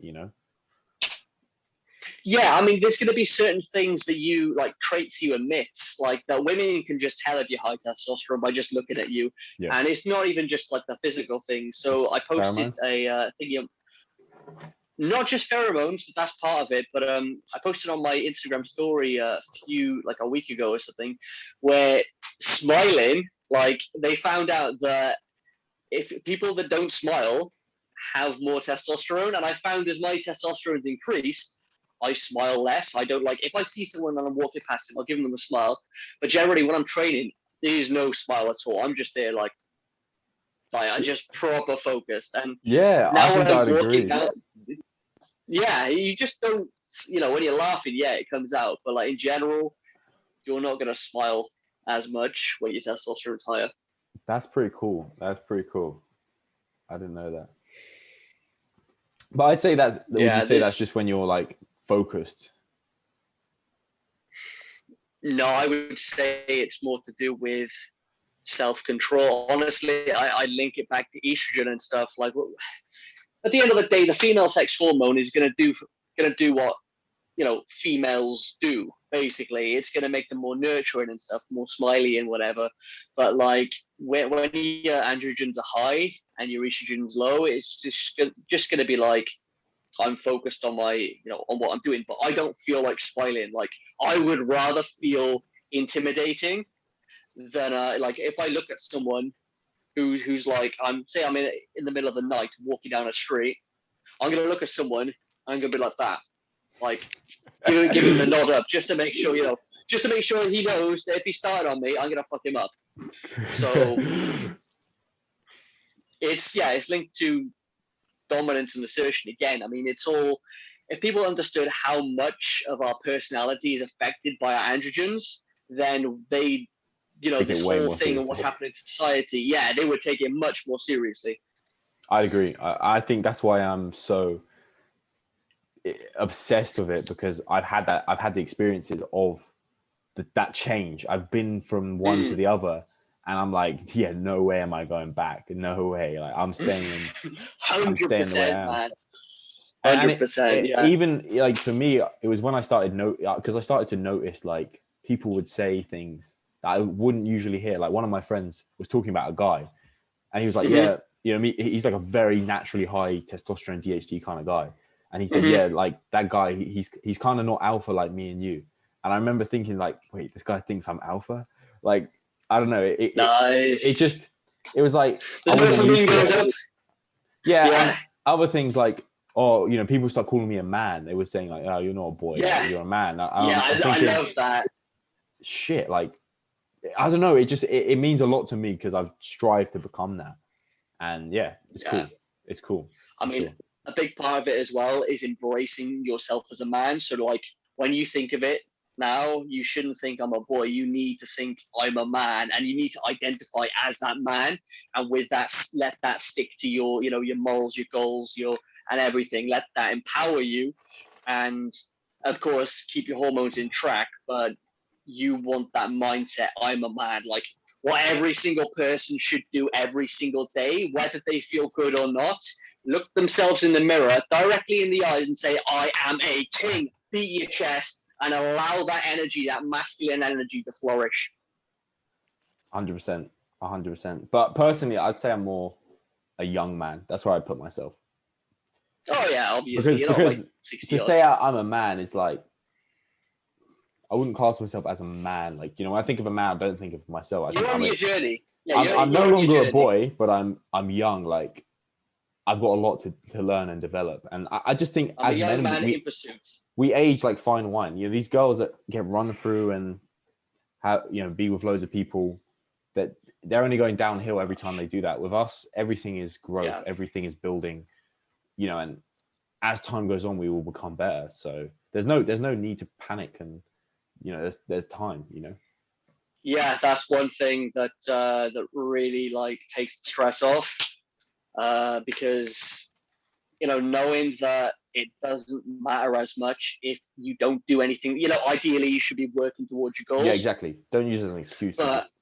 Exactly. So yeah, knowing that you do have time, it really, really does help. But I mean, there's certain things. For example, I'm gonna like call myself out on this. I'm 27 years old. I still can't drive, and to me, I think of myself like, where's my independence based on that? Because being able to drive is linked with independence, and that's something that kind of holds me back tremendously. So I made bad decisions in terms of. I said I would do it, but I never got around to doing it. But that's. I'm thinking about getting a motorbike, to be fair, but that's just part of the high tea life. Yeah, I know what you mean. I'm the same. Like, I don't necessarily drive right now, but I'm working towards it, sorting it out and whatnot. And you're right, it does take away from that independence. And especially like if you're meeting girls and they're picking you up, especially if you're meeting girls, 100%. In a way, they'll pick you up and whatnot, but they're gonna lose respect for you in a way. There's like a song, what is it? I don't want no scrub. I don't want no scrub. Yeah, scrub ain't a man that can't get no love from me. It's in the passenger seat or something like that. Basically saying that because the man doesn't own his own car, he's basically a scrub. Yeah, I think it's a fair point. I agree, man. Even though I'm in that position, like I said, I'm pulling myself out. I agree. Yeah, you'll get there, man. You'll get there. But, yeah, I mean, I can drive. Like, I know how to drive. I can drive a car, but I just haven't passed the test yet. That's all. I mean, if I got on a car, I could probably give it a go. But yeah, Can you imagine like high testosterone on the road? You just run over like you're like out of my way, I'm the assertive one, and like that's the thing. On the road, a lot of it is asserting dominance as well, especially if you ever been to a country like in Eastern Europe. People there, they always want to assert themselves, and that's why so many traffic accidents happen. So, Right. oh my days! Like some of the stuff I've seen, like just people doing silly things, and it ends up in accidents. But yeah, a lot of the stuff that you embrace as a man, and androgen wise and stuff, it does apply in almost every aspect of your life, including driving. So Yeah, like one interesting thing is like with testosterone, once you hit 1,000 or something, or once you get to around 1,000 nanograms, there's no longer any physical benefits like anabolically. It's actually mental, which I find very fascinating. I'm like, what do they mean mental? Yeah. Like, what does that even mean? So, like the way I look at it is that testosterone, they've got this range, which I personally think is bullshit. I believe anyone under 600 mgdl needs to sort their shit out. But essentially, like between 200 and 600, it's probably going to affect your ability to build muscle. But like upwards from that, generally, you're not going to notice much in terms of gains, unless, of course, it comes in the mentality. You train harder, you perform harder, and that itself is going to yield better results. So I think more of it is about your mentality, that energy, that that vitality, that's going to affect your training, make you train harder, and give you those better results. So I mean, it's probably not going to affect your maximum potential that much, but it will allow you to get there. Okay, yeah, I definitely agree. And also, there's like another thing. It's like, women and men, like spatial awareness wise, women aren't as spatially aware, whereas men were much better at kind of judging things and things like that. Like you could do a test, like get yourself a girl, right? Any girl. Yeah. Throw I know where you're going with this. Throw something at them. I don't know what you're thinking of, but like I don't know, take a phone and quickly throw it at them, and see how well they kind of react to it. I guarantee, because with me, if you throw a phone at me, I'll catch that. I catch all. Yeah, straight away. Something falls out of the cupboard, I'll catch it. People are like, how the hell did you catch that? I'm like, I'm just built different. Built different, yes. but it's those kind of things, and funny enough, like going back to kind of the jawline, the shoulders. When women see you do that, when say you catch it, they're actually impressed by it, right? And I think again, it's another underlying biological recognition of, oh, this guy clearly has high testosterone because he can react quick. Yeah, you see what I mean? That's what women look for in a man. It all makes sense. Like it all makes sense. This isn't. This is nothing. Oh yeah, everything is intertwined. People don't understand how much they've been lied to. Like everything is intertwined with your hormones, and that affects who you are as a person, as your mental health, from your physical, everything it affects. So I mean, but with my example with the spatial awareness, I was thinking more about women parking. I mean, listen. Yeah. I've seen some bad parking from girls, so there you go. Yeah, I mean, there's a stereotype for a reason. I do think, spatial awareness is a huge aspect in it. But I mean, there's a lot of benefits to women. Like, women have these abilities that men just like. Men are like the dopey ones compared to women in in a social conversation, in like a social interaction, for example. A woman kind of expects you, or at least hopes you, to be able to read between the lines, whether that's eye contact, whether that's certain things she does with her hair. She wants you to pick up on these things. And men, we generally lack the ability to, unless we're taught about it, we don't really know what to look out for, and we end up just looking dopey. So that's why, like they say, behind every great king is a great queen. So I mean, they do say that women are the master manipulators, and although there's some benefits of that, like of course, like there have been great actions that have been taking place because of the queen actually manipulating or convincing their king. But yeah, you gotta understand women are playing 4D chess with us, so Yeah, but I'd say the not reason that simple with women them. are manipulators or passive aggressive, so to say, is because they don't have that physical ability to go, Yeah, give me this or give me that. You know, you see what I mean? Like as men, we can walk up to someone, intimidate them physically. They don't have that because they're not built like that. You know, so they have to manipulate in order to get what they want. It's like a survival instinct. yeah. Production. You like, for example, you're at school or whatever, and then some girl make like she like you look at the false rape claims. That is entirely reputation destruction. It's such a horrible thing to do, and it's just like, okay, what's the punishment for that? You know, if you punch someone in the face, you're going to get punished for that. But then there's these, more effeminate ways of attacking someone in which aren't really looked at as much, and they're not taken as seriously as getting punched in the face. So yeah, it's one of these things that we need to draw the line and find out actually what should be allowed and what shouldn't be allowed. Yeah. Again, like we could debate about this all day, but it all goes down to the root issue of the fact that these things even happen in the first place. Like if we all had Yeah, virtuous, holy, loving families where women don't sleep around and men are built like men and we all have purpose, we have like a real society, then none of this would even happen. But it's only because we live in a backwards, degenerate, satanic world where that everything is upside down. Yeah, yeah, I mean, it's gonna happen. yeah, the ideal man is like the warrior monk, basically. Which Combat, yeah. that's pretty much what NoFap's about, really. I mean, that's the bulk of it. Yeah, no It's fap is like a you, key component to being like a leader, like to being yeah, a proper real man. 100%. yeah. And don't get me wrong, I would love to sit around masturbating all day. Trust me, especially when my estrogen gets high, I would love that. But it's just like, no, it's detrimental. It's gonna fuck me up. And frankly, anything that lowers my testosterone, I'd rather stay away from, apart from raloxifene. Yeah, yeah. What are your thoughts on like having sex and whatnot? Actually, yeah, this is another different topic. Like, what do you? Oh gosh, no! Oh boy!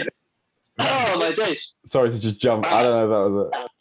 I had an experience recently where this woman, like I've been talking to for a while, she literally like got to the point where she just drove down to near where I live, and she just messaged me saying, "I'm here. I'm just there." Like, you fucking. This was during the is it England against not Denmark? Who were they playing before? Ukraine. It was against England. It was in England, Ukraine. The match just finished. She messages me like I had not even showered at the point. She was just like, "Oh, I don't care. Just come over." I get in the car. I'm just like, "Oh, here we go now." Like, she's obviously trying to seduce me and stuff, and I'm just trying to stay stoic. I'm like, I'm not fucking you, okay? We're not having sex. And me being a man, I just I do kiss her and all this shit, and I'm like, okay, we can do some role play, but I was asserting we are not having intercourse. Like, that's final. Right. And it got to a point where we were in the back seat, and she kept trying to either she would like sit on my lap. She just says, "Oh, I just want to sit on your lap," blah blah blah. And like, she was just trying to slowly manipulate me into having unprotected sex, and that for me was like, no, I'm not taking that risk of like having a kid. The fact that like, I don't know, I felt like I had more self-control then than like in a normal situation where I'm just like texting girls. So but Well done, man. general, yeah, yeah. Cheers, man. Impressive. But in terms of sex, I'd say if you're gonna have sex, at least have a partner. I'm guilty of being a hypocrite sometimes. Okay, okay. At the end of the day, we're not perfect, but testosterone wise, you should be having sex without jizzing, at least like But do you think most that most. increases your team more? Yes, yes. I Yeah, think I the think you're idea, right. like, yeah, I think by having sex frequently, because you want to increase, you want to be focused on sexual endeavors as well, in a sense, like because that also affects your hormones when you're actually in contact with these girls. Not that I'm recommending it, especially to the no fat Like community. yeah, the pheromones and whatnot But yeah, it does. causes a It is like hormonal the response. exactly.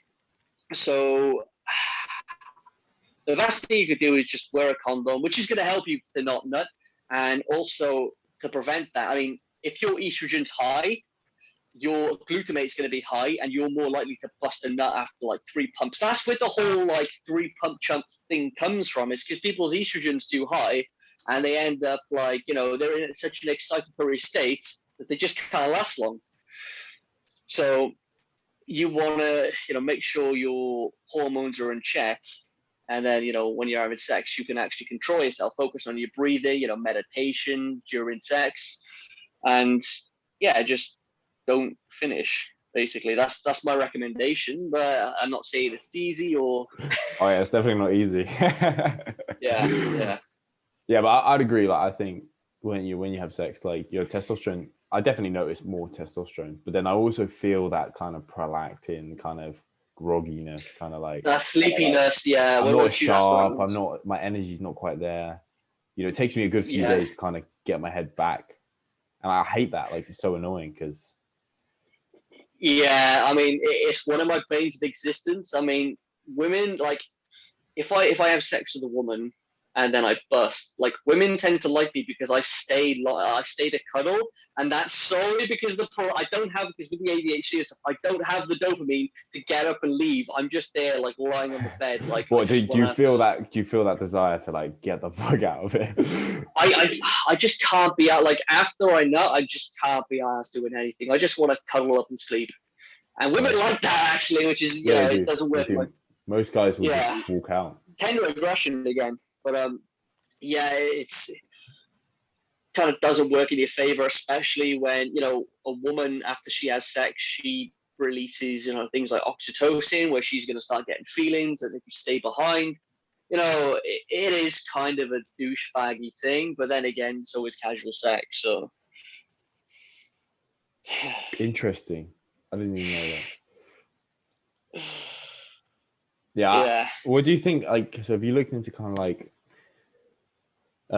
when, for example, when you have sex with a girl, like, and you ejaculate inside of her, your DNA is literally in her body. Sorry, put it bluntly. Yeah, she stores DNA from And every other guy that's been with her too. So, but then are we taking that on too? Like, oh gosh. I mean, I don't know much about it. I don't know much about it, but if it's affecting her DNA, it's going to, I mean, if she's storing DNA, it's probably going to affect the children. So that's why, honestly, like, in an ideal world, we'd be these big, strong men with experience, and we just take these young 18-year-old girls. I mean, they're gonna want to look for a guy that's strong and masculine to show them the way anyway. So they're gonna be submissive to you naturally. So you want to take these like virgins. And that's just in an ideal world, though. I mean, these days it's very hard to find because feminism basically is.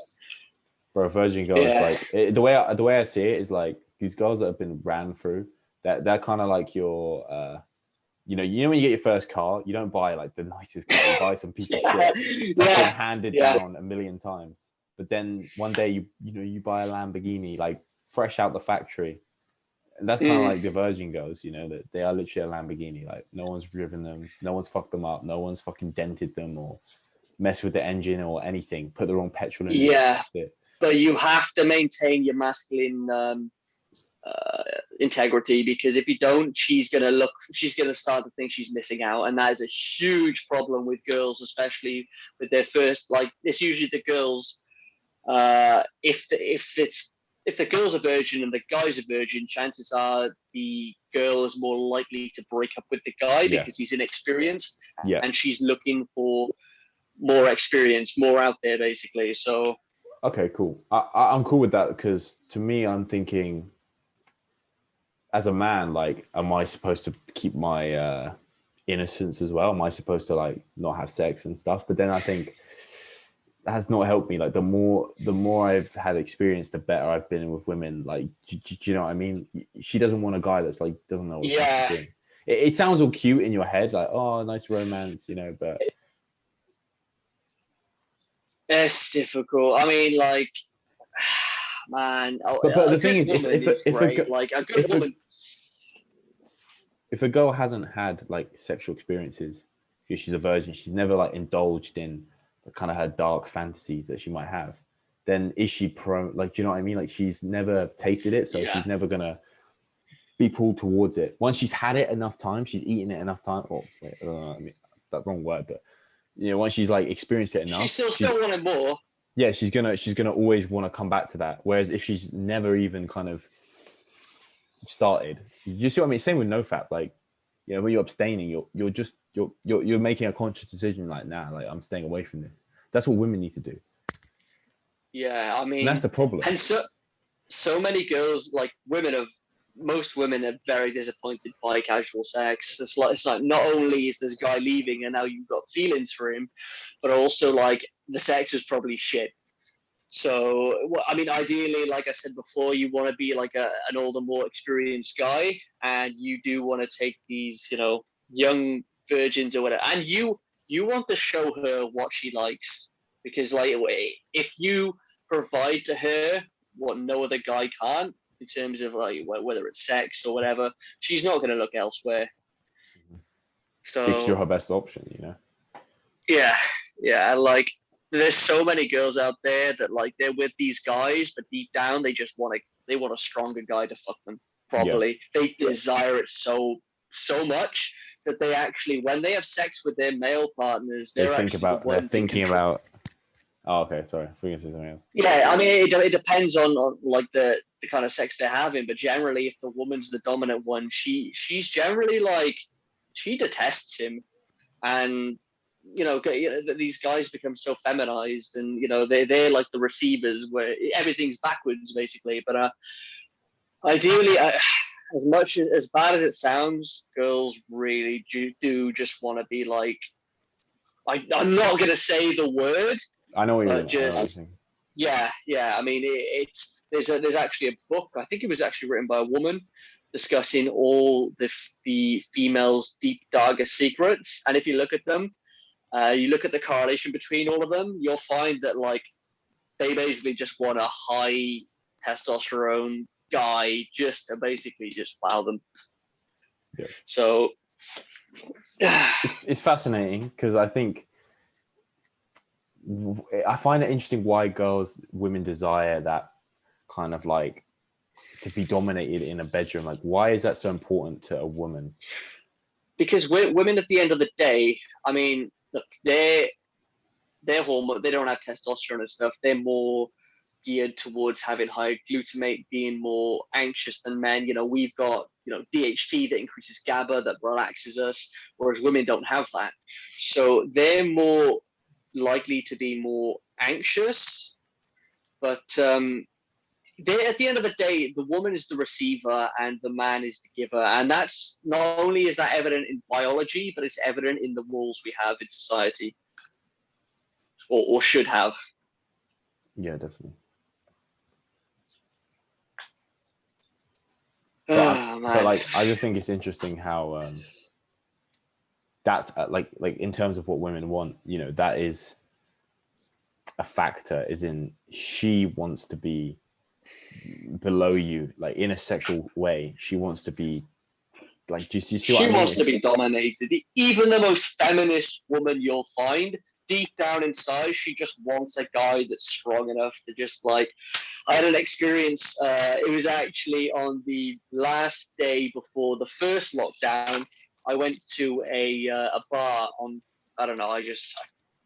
I was on my own basically, and there was this lesbian couple. Well, one was bisexual, one was like a lesbian, like a kind of tomboyish lesbian, and she was like kind of trying to start fights with anyone that would flirt with a girlfriend. But what I realized, because I found her quite cute actually, and I started actually giving her like, generally if you give a woman a compliment, she's heard it 1,000 times, but with these like kind of lesbian girls, they don't really hear that as much. And I noticed she went from that like aggressive girl to like this soft little giggly, her frame instantly just dropped. And actually, we ended up, we were making out and stuff upstairs while a girlfriend was downstairs and stuff. And I was like whispering, I was whispering like sexual stuff in her ear, and she was like, "Oh, but I've never done it before." I said, "Don't worry, I'll teach you." And she got so turned on just from that, man. But I'm not gonna lie, yeah, I've done something similar, like lesbian girls, and yeah, I don't believe you in chat to lesbianism. them, you flirt with them, and you know they want to make shit happen. Like you can see that they're like into you, and it's like Yeah, you're not a lesbian. You're just scared. You're just scared to like go down that route. So you played it safe. I mean, a lot of women who go towards lesbianism is because of either trauma or they're just sick of the weak men, which I can't blame them. I really can't blame them. Um, yeah, you'll find a lot of it is to do with that, and but if you look at the like I've because I tested these theories like I've been with like well that girl and then I've also been with another lesbian girl who I asked. I said, "Are you bisexual or lesbian?" She said, "I'm 100% lesbian." We ended up having sex. So like I've looked up the research and based on evolutionary psychology, my understanding of it, women are more inclined to be okay with like their sexuality is more like Flexible. inclined to be fluid. And I think that was down to, say there's an alpha male who owned the tribe or whatever, and women would rather share an alpha male than go with a beta male. It's interesting you said. I was listening to something today that literally said the same thing. Mm. That women will share an alpha rather than, it's kind of crazy. Yeah, yeah. I mean, and also there was another study that looked at how women and men react to porn. So they showed straight women, they showed lesbian porn and normal porn, and they found that they had the same sexual response to all sorts of porn. Like, so it's just the idea of sex would get a woman aroused rather than who's having sex. It's more like sex is happening, I'm aroused. Whereas guys were more towards their preference. So like if you turn on like if you give a straight guy like an actual high testosterone androgenic straight guy gay porn, he's generally going to be disgusted by it if he's not gay. But there's another study that showed that men react to the image of two men kissing the same way that they react to seeing maggots in rotten flesh. It makes a lot of sense. Yeah. Sick. Put on the light, man, because there we go. That's better. There we go. We had a nice little backlight now. That's much better. Quality lighting. Makes my head look like a bean. But no, again, this is very, very interesting stuff. Yeah, I mean, there's so much, and like at the end of the day, the red pill is just the pursuit of truth.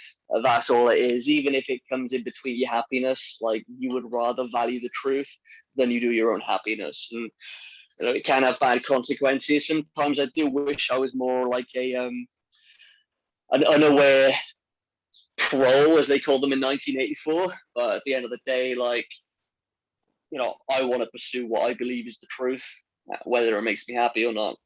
Yeah, I would agree. I think for me and my own like experience, the reality is painful and it hurts, and it's much easier just to be in this la la land world, but it's cold. This world is cold and what do they call it? They call it sweet lies and bitter truth.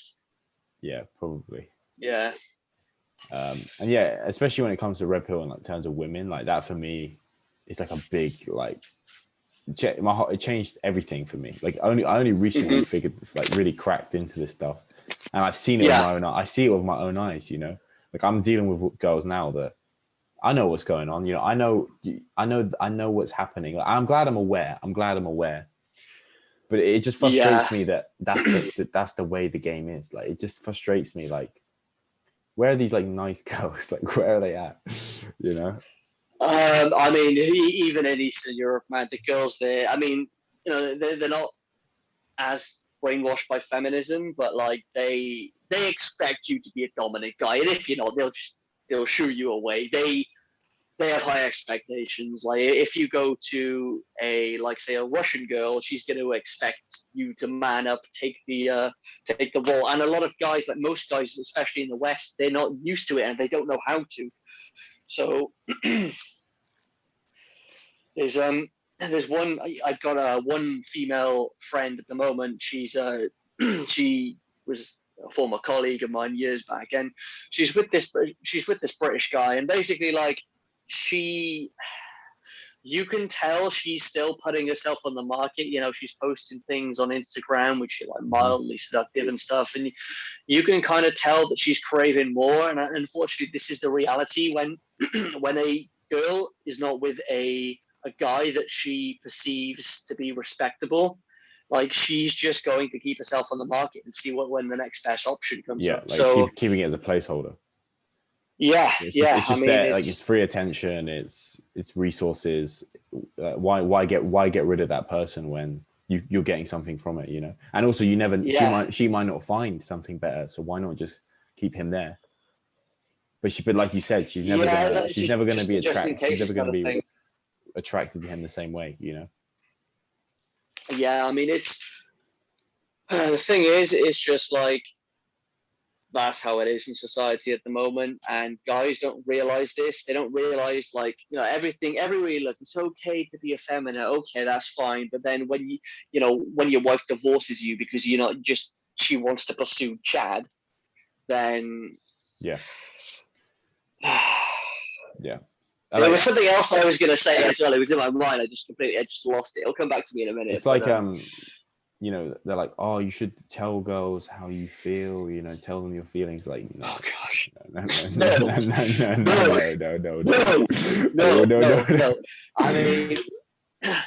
I mean, if I had a choice between being loved by my wife, which, you know, love can fade, loved by my wife, or being respected by my wife, I would choose respect every single time. Knowing that she respects me as a man means that she's going to understand that, like, what I do is not easy, and then she's not going to try and push me around, because whenever she does, I'm going to repel against that, and that's exactly what maintains the attraction, even if it's not love. So I agree. Respect. I mean, if you look at sorry, Kyle, you carry on. Yeah, if you look at like for example, in Islam, they've got the women in burqas. Like, why do you think they do that? They do that because they know there are guys out there that are going to, you know, harass them and stare at them, and it's just like a mark of respect to your husband, in a sense, to wear the burqa or to wear the hijab. It just like if you actually look at the statistics. Yeah, it does create that boundary. If you actually look at the statistics, women in burqas and hijabs are so much less likely to get raped than you know, women who dress like provocatively, like, you know, half naked basically. Right. So they understood this was an issue. I mean, in Christianity, they had veils. I believe in Eastern Orthodoxy, for example, when a woman gets married, she should wear a veil.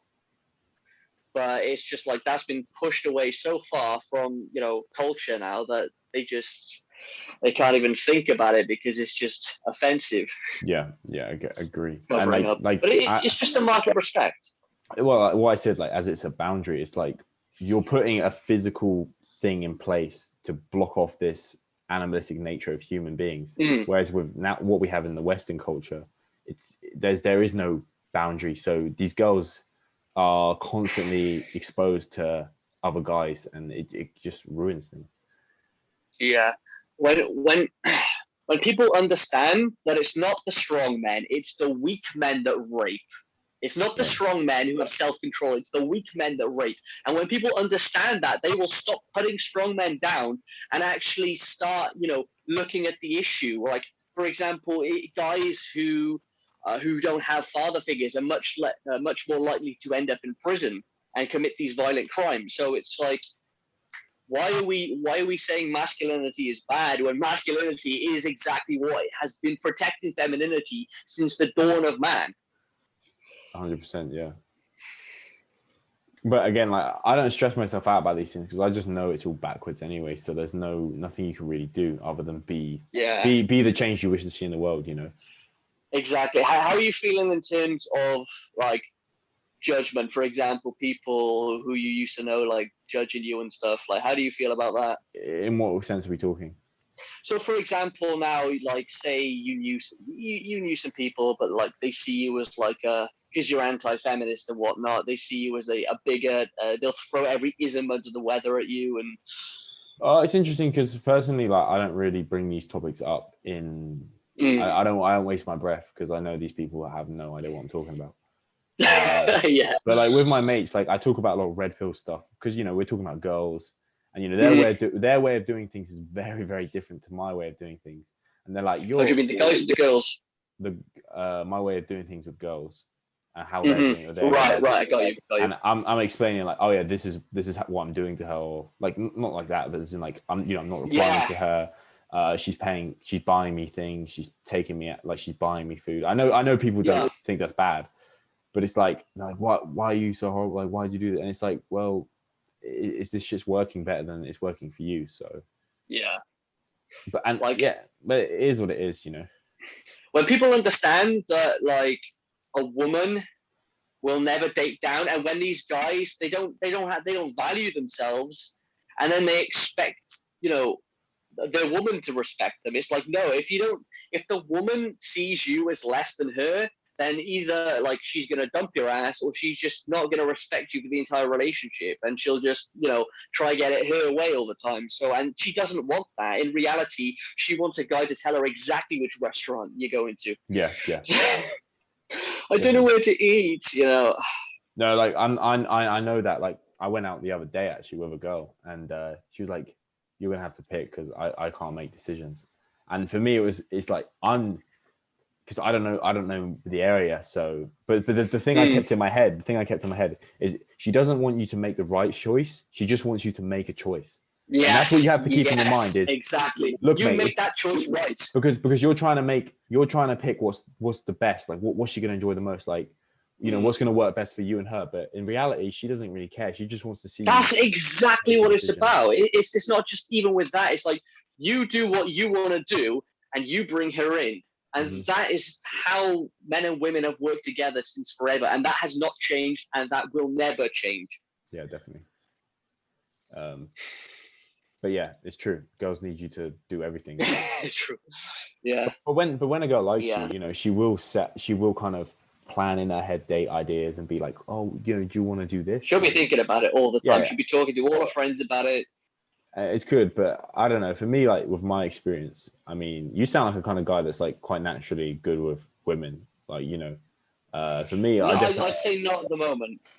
Well, that's just me being honest. Like for me, I think I definitely have my, people think I don't know what people think of me, but I definitely have my like, I'm getting fucked over like so hard, like I'm spending time with girls and they're probably getting fucked by other guys whilst I'm seeing them, But the way my mindset is like at the same time, there's guys simping in her phone, talking to her for 2 years straight and never talking to her for 2 years straight, never gone on a date. And there's me like literally first night I see her, kind of thing. But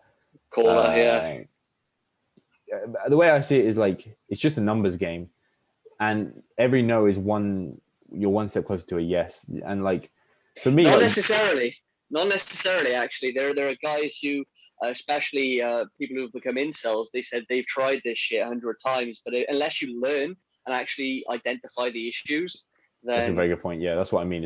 As long as you're constantly, like, you're learning from that, so you have an interaction, you go, okay, clearly what I did there didn't come across quite how I wanted it. And then you adjust and you come back next time and you hit it better, But really, like, what I found is, all these dating apps, it's a waste of time, approach these girls on the street. I'm telling you, just approach them on the street. Go up to them when they're in the shop, go up to them when they're on the park, in the gym. Just don't approach them from behind, whatever you do. Like, exactly. This is the thing. Like you need social calibration. You need to kind of know how to kind of not be weird. Like, but as long as you have it you believe in yourself that I'm actually a cool guy, this girl is lucky to meet me, and I bring something to the table, and you carry that with you, she's going to sense it, and she's going to be like, yeah, I want to meet this guy because clearly he's got something about him. But as soon as you start kind of, your voice is shaking, you're kind of nervous, she can tell that this is difficult, like this is out of the ordinary. It doesn't mean say like you can approach and be nervous, but then kind of own it at the same time. Like, you know what I mean? It's complicated. So just say I'm nervous. Exactly, I'm nervous right now. And but, you know, it's a difficult topic because guys don't understand it. Like you said, like you know what you said with the girls, like you know they're looking for the signs, but they're just so dumb they can't see it. It's the same kind of principle. These guys don't understand the subtleties. You know, one guy could walk up and say, "Hi, nice to meet you. My name is so and so," and another guy could come up and say, "Hi, nice to meet you. My name is so and so," but have two completely different responses. Because it's all about frame. Yeah, it's like the tonality. It's like, "Oh, hi, my name is so and so," or "Hello." Like you could be like, "Hey, my name's Ben. Nice to meet you." Yeah, exactly. Like it's that tonality. You know, it's like, "Oh, please like me, please like me," or it's boom, like I'm here, like I'm breaking the rapport. I'm like, I'm not afraid to be dominant and take control of the situation. And women like that. They like that because I've gone out a lot. I've done a lot of game, so to say, and I'm very good at talking to girls. Like I know how to get their attention, you know. And typically, I just shout at them. Like I'll just be like, "What do you think you're doing? You know, like come here right now." You know, and they love it. I know. They're like, "Don't be nice to me. Be nice to me." I'm like, "What's your name? What's your name?" And then I'll cone it down, and we just, you know, and take it wherever it wants to go. But it's all. It's again. It's I don't know. For me, it's an interesting one. I just think it's just a weird journey. I don't know where it would take me. Hopefully, I can eventually find a nice wife, but we'll see. I think I'm yet to find it. Oh, bro, you're young. Even I'm young, and I mean, I'm more now that I'm older. I'm more like focused on like this whole casual stuff.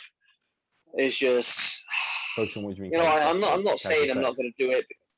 I'm not saying I'm not going to do it because for all I know, they could be, you know how you go when you go on a night out, you shave your balls and stuff in case of an unexpected blowjob or whatever. You know the stereotypes, you know the ones. I'm not saying that it won't happen. If it happens, it happens. But ideally, you know, I try and adhere towards being more of a Christian. But it's tricky though. I don't know. You got to get out there. It is tricky. You got to get in the field. You can't just be this holy, sanctimonious, innocent person. You got to get in there, man. You got to play the game. Yeah. Unfortunately, that's funny. What's your, like? I'm not one to be like, you know, like notch counts and things like that. People put a lot of value on that, but like, where are you at in terms of that? Are you somewhere? Would you say? What in terms of like body count? Yeah, basically.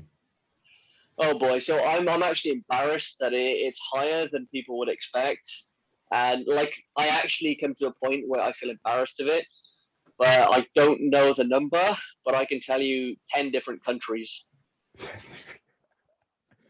So that's about 30, right? Less than that, probably closer to 20, but like it's still, I'm not proud of it, but it's just 20 that's all right, man.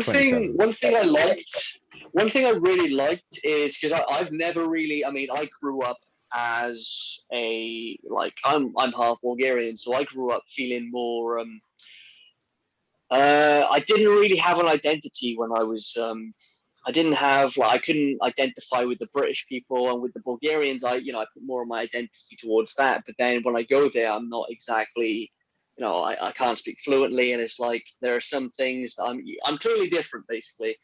So I see myself as more of a worldie, and like in terms of I don't like as much British women. I wouldn't see myself ever marrying a British woman, but that's why I've been like, I like the idea of meeting girls from different countries and getting to know their, their values and stuff, what they're like, and like the differences like between countries. And I often get them to cook me some food as well, which is that's a common one I like to do.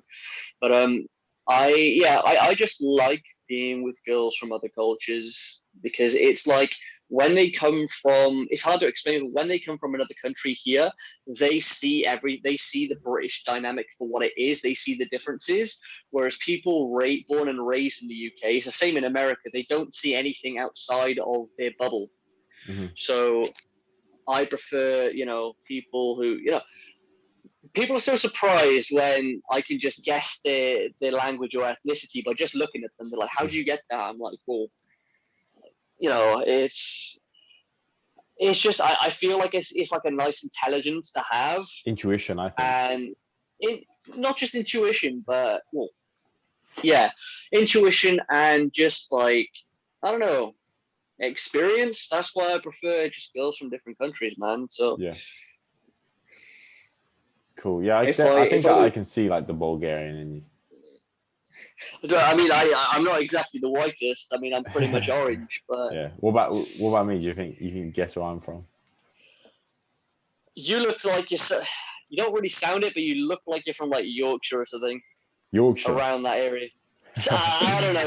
I don't know. Country-wise, though, country-wise, I'm not fully English. I'm not fully. Hold on. Eyes, you might have some Polish in you. Okay, close. How tall are you? 6'4". Oh fucking hell! Okay, right. So I need you to turn your head. I want to get the full profile.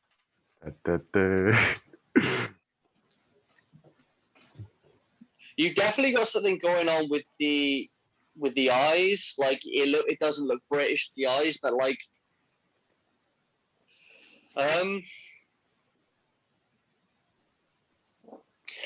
maybe I don't know, maybe Danish or I don't.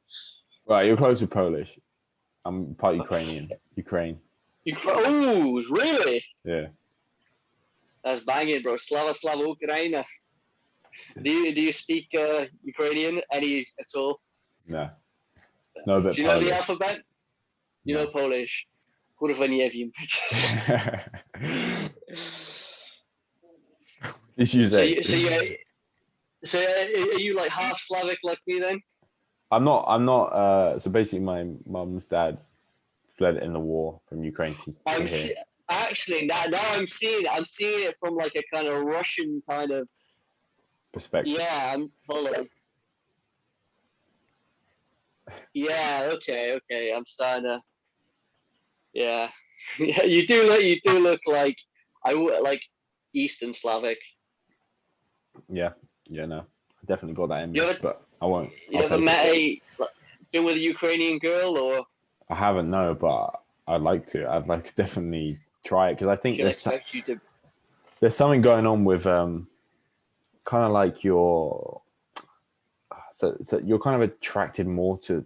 I guess it's like your genes, like what DNA binds better to create a better offspring. And I think when you're from a certain region, you're attracted to people that are certain traits. Connected. So I typically like tall brunette girls with like green eyes, or like I don't mind blue, but green. I like the color green. I got green eyes myself, and like the tan, like tanning is important for me. I'm not very fond of blonde for some reason. So I'm not into blondes either. I don't like blondes or blue eyes. I prefer more. Bulgarian girls are nice. Like they usually have either brown or green eyes. I like the facial structures, but not Portuguese, but like Brazilian girls. I mean, Brazilian. Everyone likes Brazilian girls. Like Colombian girls, like they've got these genetics that just scream like big ass. Damn, what the hell's in the water? I mean, Brazilian asses. They're real, bro. Can confirm. Cool. Also, I actually like African girls as well, like Black African from certain, not exactly all the countries, but there are some countries in which I believe, I like Nigerian girls. But yeah, is strange because I would rather date like a Nigerian girl than a white British girl. So people kind of often Not a look at me fan. weird, but Not a fan, eh? you're not. Oh yeah, Not, you haven't been with a black girl. oh no, I'm saying you're not a fan of white British girls. I like black girls. I've got nothing against that. Yeah.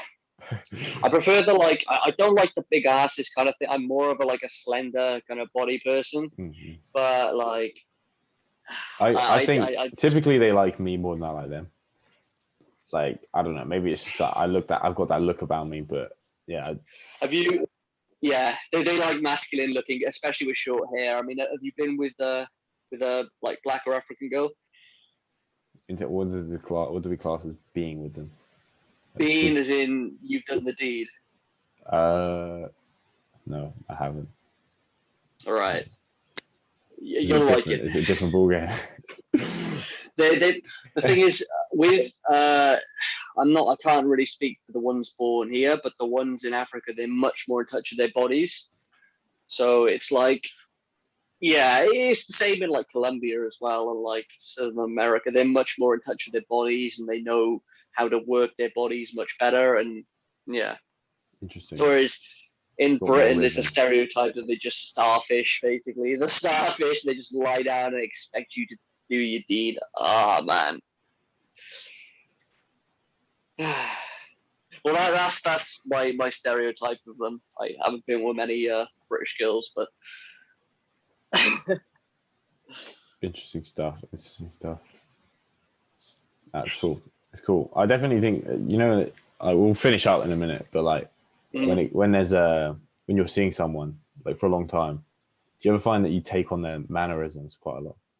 Like, do you mean like friends, or do you mean like in a relationship? just if you're seeing someone sexually, like. Oh, I generally haven't like seen them more than what I mean. You one night stands. Yeah, it's more You're like just smashing and casual dashing. stuff than. In a sense, yeah. I mean, there was one like there was one Thai girl a few years back, man. Like I would go to the gym, go back to her place. She'd like give me head and make me a curry. It was beautiful, man. Like it was such a like relaxing experience, and I started to get feelings for her, so I just like cut her off. So fucking. Why did you do that? There's just I don't feel like I wanted a relationship at that point. And even now, I'm just like, between me achieving my goals and stuff, I'm kind of like cross between whether I want a relationship or whether I just want to focus on myself. So, I mean, I don't have a car, mate. So it's like no relationship, at least until that, unless she's crazy for me. Got it. Yeah. Very interesting stuff. Yeah, we'd have to go out on a night out together and see. Bro, I swear on my life, bro. I noticed the nightlife, especially around Cardiff, started picking up again. So, well, like, which city are you from? Guildford. Do you know what that is? Guildford. That's east. Sorry. Yeah, sorry. Yeah, east of northeast of London. No, it's like west, I think. Southwest. Is it? Yeah, down south. Down south. Hood baby. But I think Cardiff is far. Cardiff's far away. Do you want to drive that far? But... Oh wait, you don't. Oh, nah, I can accept the roast. I don't drive either. It's hardly a roast. I want to like, at the moment, I'm like applying to jobs left, right, and center, as well as I'm just not posting on my social media as much, and pretty much running a business is like, why do you turn the light off? Running a business is like 90% content creation, and well, at least it feels like it. So,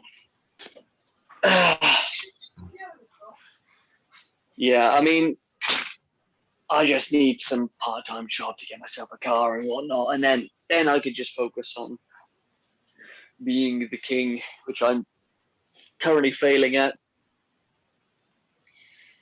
But mean, we all have our ups and downs, my king. So I missed that. Sorry. Say that again.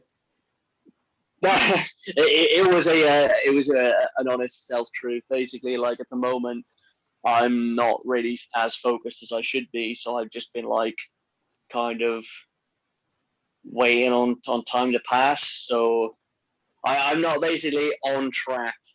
So I got things to work with on that. But optimize that dopamine, mate. That will get you back on track. Oh, exactly. I've noticed recently it's been pretty low. So I'm taking. Dopamine just puts you in the present moment. You stop thinking about the past, and all you want to do is be better at everything. Yeah. Have you tried Afro D? Have you tried Afro D? No, you mentioned it to me before, but bro, it's good. What is it? What does it consist of? What's the so it's got Tonkat Ali, Shizandra Berry, Hoshi Wu, right? and powder. But basically, your main ones are kind of, well, to be fair, it's Tonkat Ali, Shizandra, and all of them are good. Yeah, like it has a very dopaminergic effect, and it's very good. Isn't Shizandra the supplement that makes you like hyper aware? I don't know. I think it was that would always put you like in the present moment. There was a celebrity that was using it or something like that, and it just makes like everything hyper aware. So it could have some dopamine. I'd say so. Yeah. When you take it, you feel sharp. You feel on it. It's very good stuff. I might look into that. I am technically an affiliate for the company, but so I get like 10% off, and I get like commission on it. But it's good. It's good. Like it's a good testosterone. I mean, Tonkat Ali is a good herb for testosterone. Yeah. Like you research it. Don't want to be taking it. Yeah, I use it as a pre-workout, but you don't want to be. You want to take about 2 days off it a week because most of it is full of heavy metals. Because apparently it's really expensive to get the proper legit stuff. But that's the thing. The Tonkat Ali in this, I'd say, is the high quality stuff. It's probably the only Tonkat Ali I trust. I don't know where else people are getting it from. Again, it's from dodgy. I think it's from Malaysia, actually. Yeah, because this one's it's called the Malaysian ginseng, right? And it's this specific brand. They source it. What do you call it? Like in the wild, you know? They go and find it. Right. I said, if someone turns the light off one more time, I'm gonna explode. Give you a mad. Extra good. Pure cortisol, bro. Honestly, like recently, I've just been feeling much more cortisol. I mean, I'm going to be changing my gyms up. I'm going to be training with one of my kings, and hopefully we're going to start recording more videos, workouts and stuff, add some content and whatnot. So things are looking bright for that. But what's your plans now for your content creation and stuff? Continue like making my kind of red pill videos.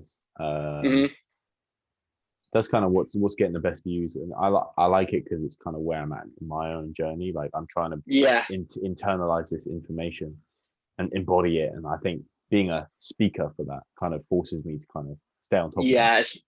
I mean, we need more speakers in the UK, especially because just nobody fucking is so unaware. And yeah, like I like these kind of podcast things. They're cool to upload because I think although not many people watch it, like I'm sure there's one or two guys that will sit and watch the whole thing and be like, "That was so cool," because it just speaks to them. So that to me, that's good enough. And yeah, and I think there's a lot of information we're talking about that, like I said, to that specific person, they're going to be like, no way. That's the thing. You get people from different backgrounds. I was speaking to Alex today, and I told him, I'm starting to see like these biohackers appear on TikTok and stuff. I told him, why don't we like start some sort of group chat, start like a community in which we can kind of, get to know each other, and like these people who are kind of in a place, whether they're ahead of us or behind us, we all like interlink together and create some sort of community. So that was just one thing that came onto my mind, like a group chat, or I think that'd be pretty cool. It would be cool, but the reality of it is, like, I mean, seeing as I got that like a following, I get all kinds of dumb questions and people that are just retarded. Like, no, I mean from people who actually are at the point where they have this knowledge already. So Okay. biohackers, or like, people that, they have, whether our level of knowledge, whether it's more or less, or everyone has some sort of knowledge that we don't have anyway. So I think it'd be cool if we put ourselves in an environment where we have these people, and then we can kind of reflect of ourselves, the positivity, I just did a new video, good job. You can kind of like motivate each other. So I think that would be really, really cool, as well as, they say you are a reflection of the 5 people you spend the most time with. So why not create a community of people that are just, we have similar minds, similar goals, similar ideas, and actually work together to kind of like, network and stuff. Yeah, I'd 100% agree. I think that's a cool idea. Yeah, I mean, we're kind of doing that now. Look at me, you, Alex. I've got friends that I've met that have reached out to me and taken me to their houses and stuff because they saw me on TikTok. I mean, it's kind of cool. All right, calm down, Rick. I can take it easy out. Nah, not like that, man. Not like that. But yeah, it's cool Girls, stuff. Nah, this is a friend. He's now my mate. Like, but what do you like? He's got like, he brings a lot to the table, so it's nice, Brings the value. Yeah, it's always, exactly. Like just meeting people with different, walks of life, basically. I mean, you're like telling me stuff that's like, like the niacin thing. Like, I probably wouldn't have. I mean, I've read about it, but you opened it up to me. So niacinamide, remember that niacinamide specifically. Niacinamide, different, yeah. Niacin gives you a flush. So if you take 1.5 grams of that, bro, it's going to be like you've been stung by 1,000 killer bees. That's what Alex was saying last time. All right, don't take that high niacinamide. I won't. Don't worry. I mean, niacin. How much was it? Oh wait, I got niacinamide here. So. Right. Niacinamide or nicotinamide. It's the same thing. It's just got the 2 names for whatever reason. So niacinamide. Yeah, niacinamide, 1,500 milligrams, and then you want to take about that much of TMG. TMG, betaine anhydrous. Oh, dude. Cool. Would you want to? I did a shit workout today, man. It's a shit workout. I had like the worst workout. It's like all my energy was gone. I went to the gym. I was like, you know what? I'm gonna have a sick workout. I struggled to do like 10 reps of what I normally do as a warm up. I'm like, fuck. Get that rest in, man. Yeah, it's because I cut my calories. Cool. I think we'll wrap it up there. That's wicked, bro. Oh man, we got some juicy topics in today, man. Some juicy. 100%. We could definitely talk again. Like, probably get Alex back on and just. Far away. But I like your red pill knowledge. That's nice to talk to someone who knows about that.